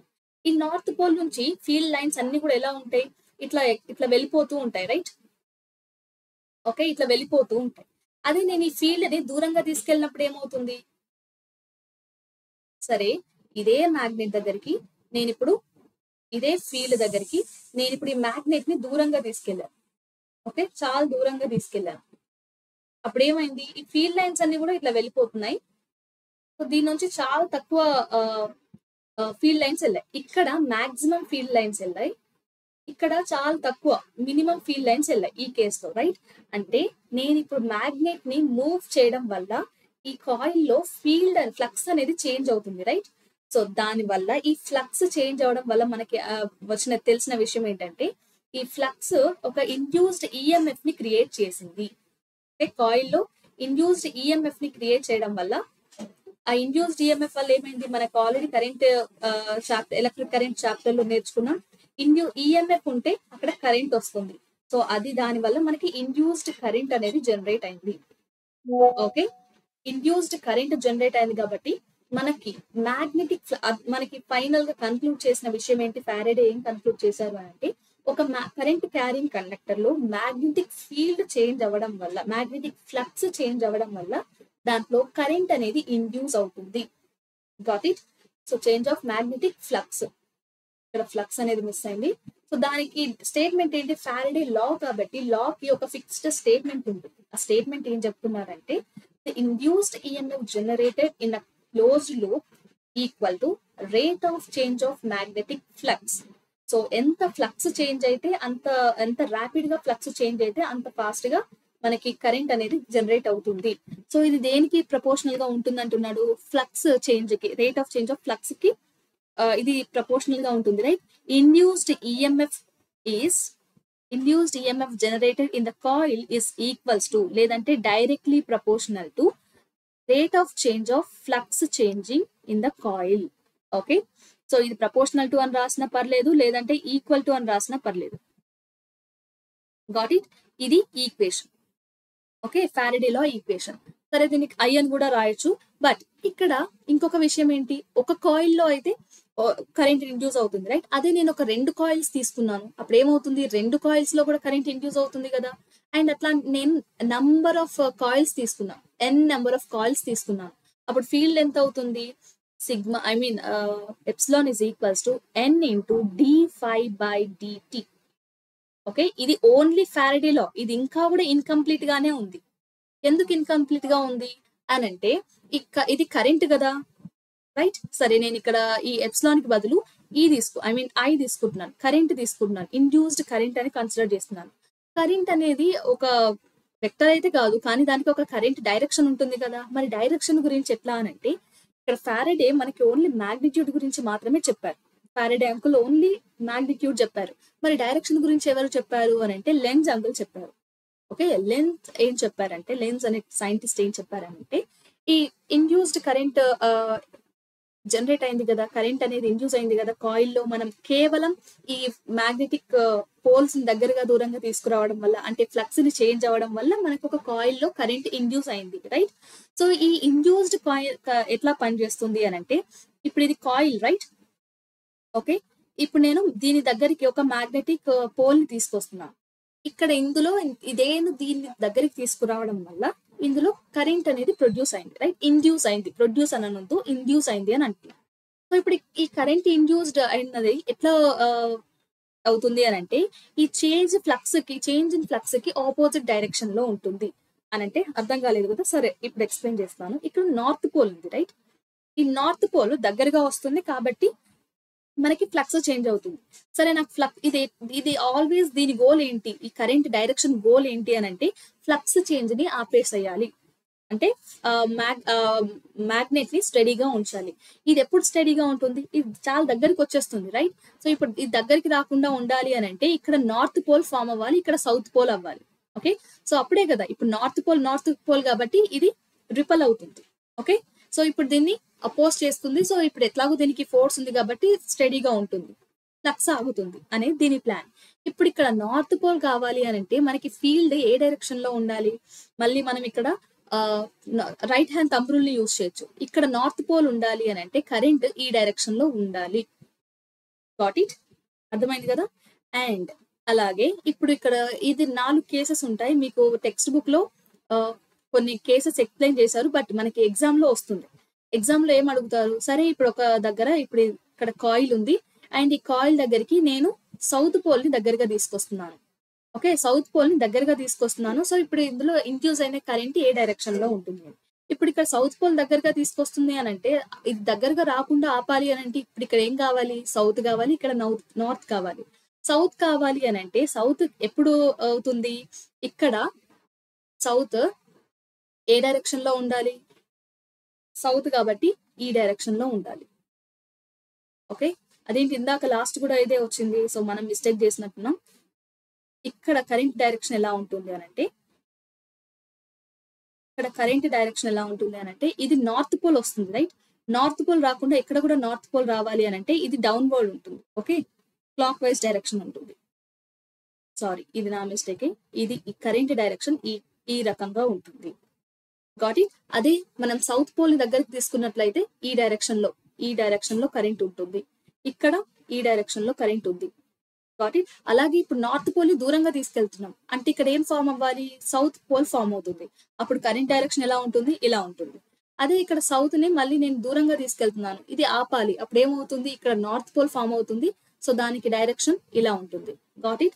సో ప్రతి కేసులో కరెంట్ డైరెక్షన్ అనేది ఎప్పుడు ఎలా ఉంటుంది? ఇండ్యూస్డ్ ఈఎంఎఫ్ కి ఆపోజిట్ డైరెక్షన్ లో ఉంటుంది. కాబట్టి మనం దీన్ని ఇందాక రాసిన నా ఫారడే లా అని మనం ఏ రకంగా రాయొచ్చు? ఇట్లా రాయొచ్చు. ఇది complete electromagnetism. So electromagnetic induction అంటే ఏంటంటే so in the phenomena of getting induced current by changing magnetic flux in the coil. Okay, ఇక్కడ లాస్ట్ కి ఇంకొక వర్డ్ ఏం రాయొచ్చు? By changing magnetic flux. Okay, ఈ ప్రాసెస్ ని మనం ఇండ్యూస్ కరెంట్ ఎలక్ట్రోమాగ్నెటిక్ ఇండక్షన్ అని అంటాం.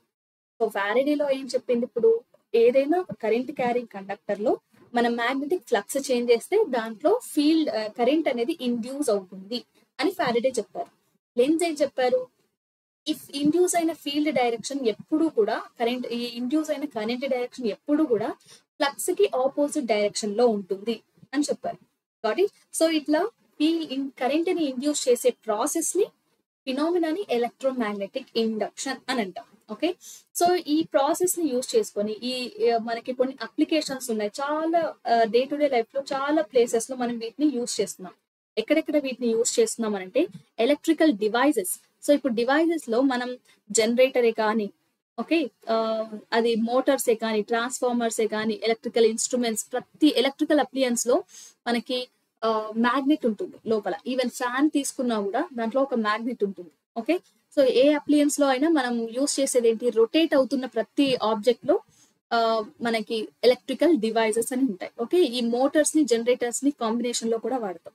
ఓకే, డైనమోస్ అని కూడా అంటారు వీటిని, డైనమోస్ లలో కూడా ఉంటాయి. సో ఇవి మన డే టు డే లైఫ్ లో యూజ్ చేసేవి. అండ్ సెక్యూరిటీ చెక్స్ లో ఎట్లా అనంటే మీరు నోటీస్ చేసే ఉంటారు, ఇప్పుడు ఇది ఒక డోర్ లాగా ఉంటుంది అండ్ డోర్ లో నుంచి పర్సన్ ఎంటర్ అవుతారు. సో ఎంటర్ అయినప్పుడు ఆ పర్సన్ దగ్గర ఎట్లాంటి ఐరన్ వస్తువులు లేకపోతే నార్మల్ గానే ఉంటుంది. అదే ఏదైనా ఐరన్ వస్తువులు ఉంటే ఏం జరుగుతుంది? అఫ్ కోర్స్ దాని దగ్గర ఒక ఫీల్డ్ అనేది ఫ్లక్స్ లో చేంజ్ వస్తుంది రైట్. ఆ ఫ్లక్స్ లో చేంజ్ అవడం వల్ల కరెంట్ ఇండ్యూస్ అవుతుంది. కరెంట్ ఇండ్యూస్ అయినప్పుడు ఈ డోర్ కి తగిలించి ఉన్న సెన్సార్స్ అనేవి యాక్టివేట్ అవుతాయి. సో అవి సౌండ్ చేస్తాయి, కుయ్ కుయ్ కుయ్ కుయ్ అని సౌండ్ వస్తుంది రైట్. ఎందుకు అని అంటే ఫారడే లా వల్ల కరెంట్ ఇండ్యూస్ అయింది, ఆ కరెంట్ వల్ల ఇవి మోగుతున్నాయి. ఓకే, ఇట్లాంటి సెక్యూరిటీ చెక్స్ లలో కూడా మనం యూజ్ చేస్తాం.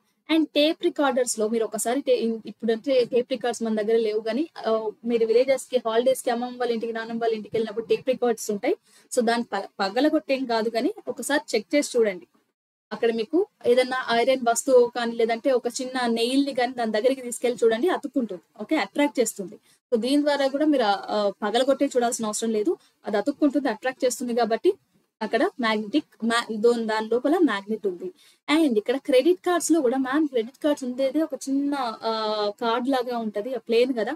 సో దాంట్లో ఎక్కడ మ్యాగ్నెట్ ప్లేస్ చేస్తారంటే మ్యాగ్నెటిక్ స్ట్రిప్ ఉంటుంది, ఒక చిన్న మ్యాగ్నెటిక్ లేయర్ ని వేస్తారు. ఓకే, ఇప్పుడు ఆ లేయర్ ని మనం ఎప్పుడైనా స్వైప్ చేసినప్పుడు లేకపోతే ఏటీఎం లో కనుక ప్లేస్ చేసినప్పుడు అది స్కాన్ చేస్తుంది. ఓకే, ఇక్కడ కూడా మనం యూస్ చేసేది ఏంటి, Faraday law. And induction furnaces లో అయితే ఇంకా చెప్పనే లేదు, వాటి పేరే ఇండక్షన్ అని పెట్టుకున్నారు.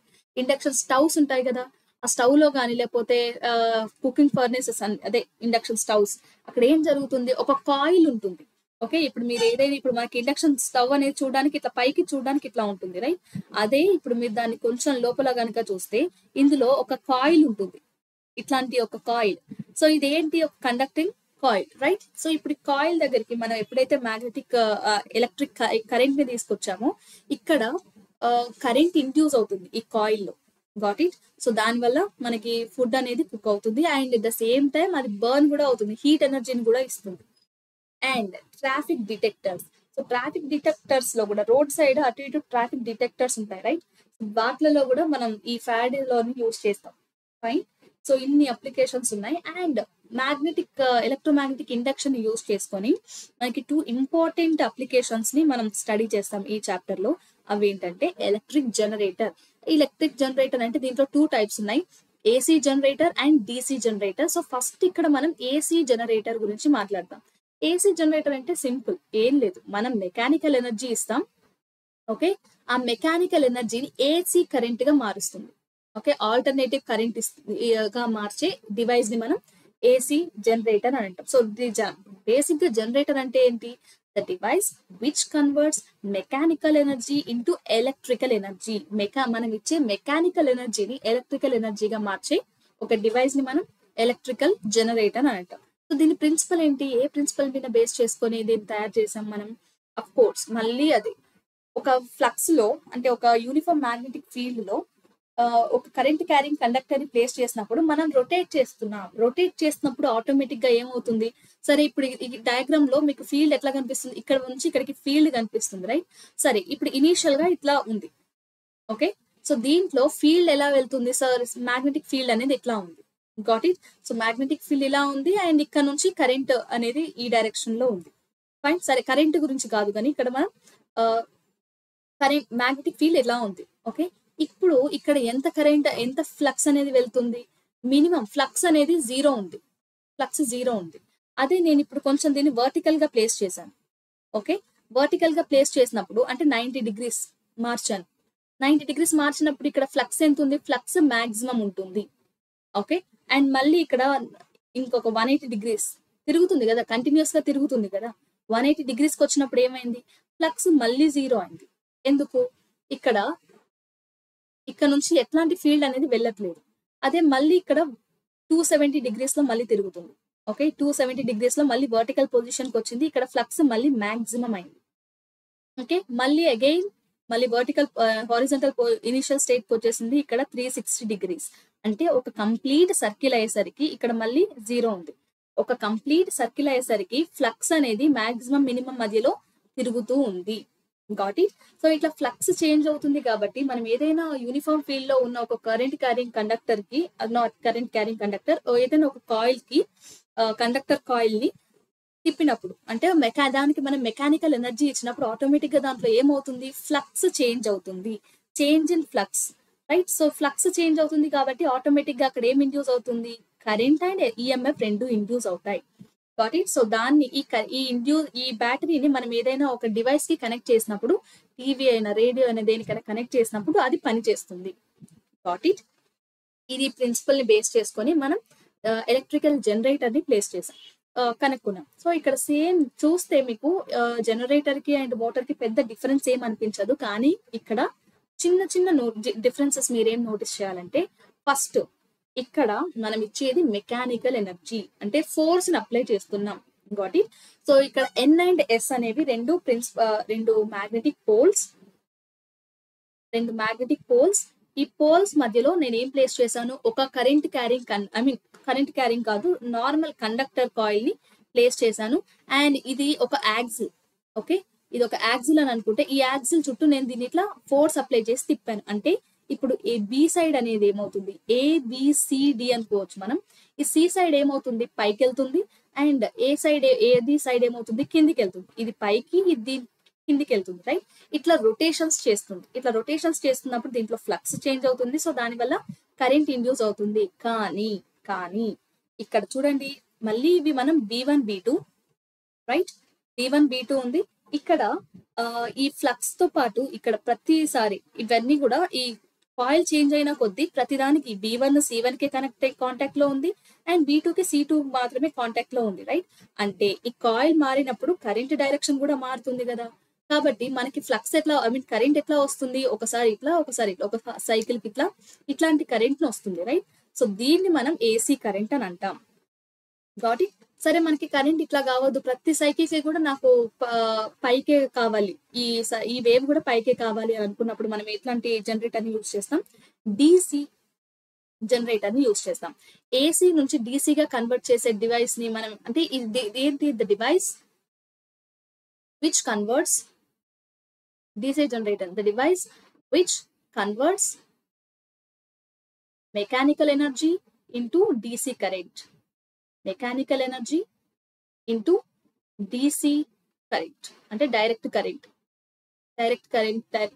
ఎలక్ట్రికల్ ఎనర్జీగా మార్చే ఒక డివైస్. సో ఇక్కడ AC నుంచి DC కి మార్చే ఒక వస్తువు ఏంటి అని అంటే, ఇప్పుడు ఇది AC జనరేటర్. ఓకే, ఇది AC జనరేటర్. అండ్ ఇక్కడ నుంచి మనకి ఇదేమైంది, DC జనరేటర్ అయింది. సో DC జనరేటర్ గా మార్చడానికి మనం పెద్ద కన్స్ట్రక్షన్ ఏం చేయలేదు, సేమ్ కన్స్ట్రక్షన్ ఉంటుంది, ఒక చిన్న చేంజ్ ఉంటుంది. ఏంటా చేంజ్ అని అంటే, ఇక్కడ మనము మధ్యలో ఏం ప్లేస్ చేసామంటే స్ప్లిట్ రింగ్స్ ని యూజ్ చేసాం. సో దీన్నే మనం ఏమంటాం, ఆర్మేచర్ అని అంటాం. Sorry, not armature, slip rings, half slip rings ని యూజ్ చేసాం. ఓకే, హాఫ్ స్లిప్ రింగ్స్ ని యూజ్ చేసి కమ్యూటేటర్. సరే, ఇంకా కరెక్ట్ వర్డ్ ఏంటి దీనికి అని అంటే, కమ్యూటేటర్ అని అంటాం. Okay, commutator, sorry,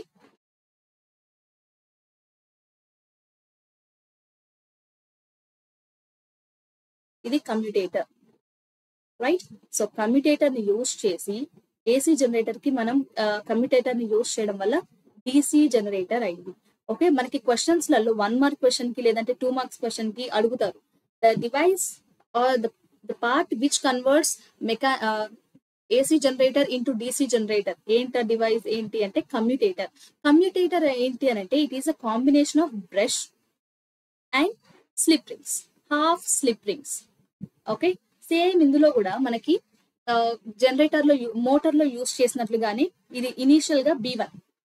okay, this is B1, ఇది ఇనీషియల్ గా B1, ఇది B2. ఓకే, అండ్ దాని తర్వాత ఈ B1 ఇనీషియల్ గా C1 తో కాంటాక్ట్ లో ఉంది, అండ్ B2 C2 తో కాంటాక్ట్ లో ఉంది. కానీ ఇది ఒక రింగ్, ఇప్పుడు ఈ కాయిల్ చేంజ్ అయినప్పుడు వల్ల ఈ రింగ్స్ కూడా మారుతూ ఉంటాయి కదా. సో ఒక రొటేషన్ అయిన తర్వాత B1 C2 కాంటాక్ట్ లోకి వస్తుంది, B2 C1 కి కాంటాక్ట్ లోకి వస్తుంది. సో దీని వల్ల మనకి కంటిన్యూస్ కరెంట్ అనేది ఒకటే డైరెక్షన్ లో కరెంట్ అనేది జనరేట్ అవుతుంది. సో దాని వల్ల మనకు వచ్చే కరెంట్ ఎట్లా ఉంటుంది, ఇలా ఉంటుంది. Got it. సో దీన్ని మనం DC కరెంట్ అంటాం. సో ఈ డివైస్ DC కరెంట్ ని జనరేట్ చేస్తుంది కాబట్టి ఈ డివైస్ ని ఏమంటాం, DC జనరేటర్ అంటాం. Got it. So guys, this is about all topics in the chapter. Okay, revision కి పాయింట్స్ అన్నిటిని గుర్తుపెట్టుకోండి. అండ్ మెయిన్ గా జనరేటర్స్ ఓన్లీ డయాగ్రామ్ అడిగిన సందర్భాలు కూడా చాలా ఉన్నాయి. ఓకే, ఈ చాప్టర్ నుండి. సో ఇక్కడ ఈ డయాగ్రామ్ ని ప్రాక్టీస్ చేయండి చాలా సార్లు. అండ్ మోటార్ లో దానికి దీనికి పెద్ద తేడా ఏమి ఉండదు, అక్కడ కూడా సేమ్ అరేంజ్మెంట్ ఉంటుంది. బట్ అక్కడ మనము మోటార్ లో సేమ్ ఎలక్ట్రికల్ ఎనర్జీ ఇస్తాము, మ్యాగ్నెటిక్ ఫీల్డ్ ఫోర్స్ వస్తుంది, ఫోర్స్ డైరెక్షన్ ని ఫైండ్ అవుట్ చేస్తాము. ఇక్కడ కూడా మనం ఈ కరెంట్ డైరెక్షన్ ని ఫైండ్ అవుట్ చేయొచ్చు by using right thumb rule, right hand rule, thumb rule కాదు, రైట్ హ్యాండ్ రూల్ ని యూస్ చేసి మనం ఫైండ్ అవుట్ చేయొచ్చు. Okay, magnetic induced current direction ని ఫైండ్ అవుట్ చేస్తాం. Got it? So guys, this is about all about electromagnetism in our class 10th chapter. Both boards AP and TS board లో ఉన్న electromagnetics chapter అయిపోయింది. And మనకి exam ఇంకొక 1 week 10 days లోనే ఉంది కాబట్టి రివిజన్ పర్పస్ కి మాత్రమే నేను ఈ వీడియో చేస్తున్నాను. మళ్ళీ నెక్స్ట్ అకాడమిక్ ఇయర్ కి వచ్చేసరికి ఇంకొక ఫుల్ డీటెయిల్డ్ వీడియో అనేది మన ఛానల్లో అప్లోడ్ చేస్తాను. Okay, so guys, all the best for your board exams 2024, and we'll meet in next academic year with inter syllabus. Got it? So all the best guys, we'll meet in the next video. Till then, keep learning and bye.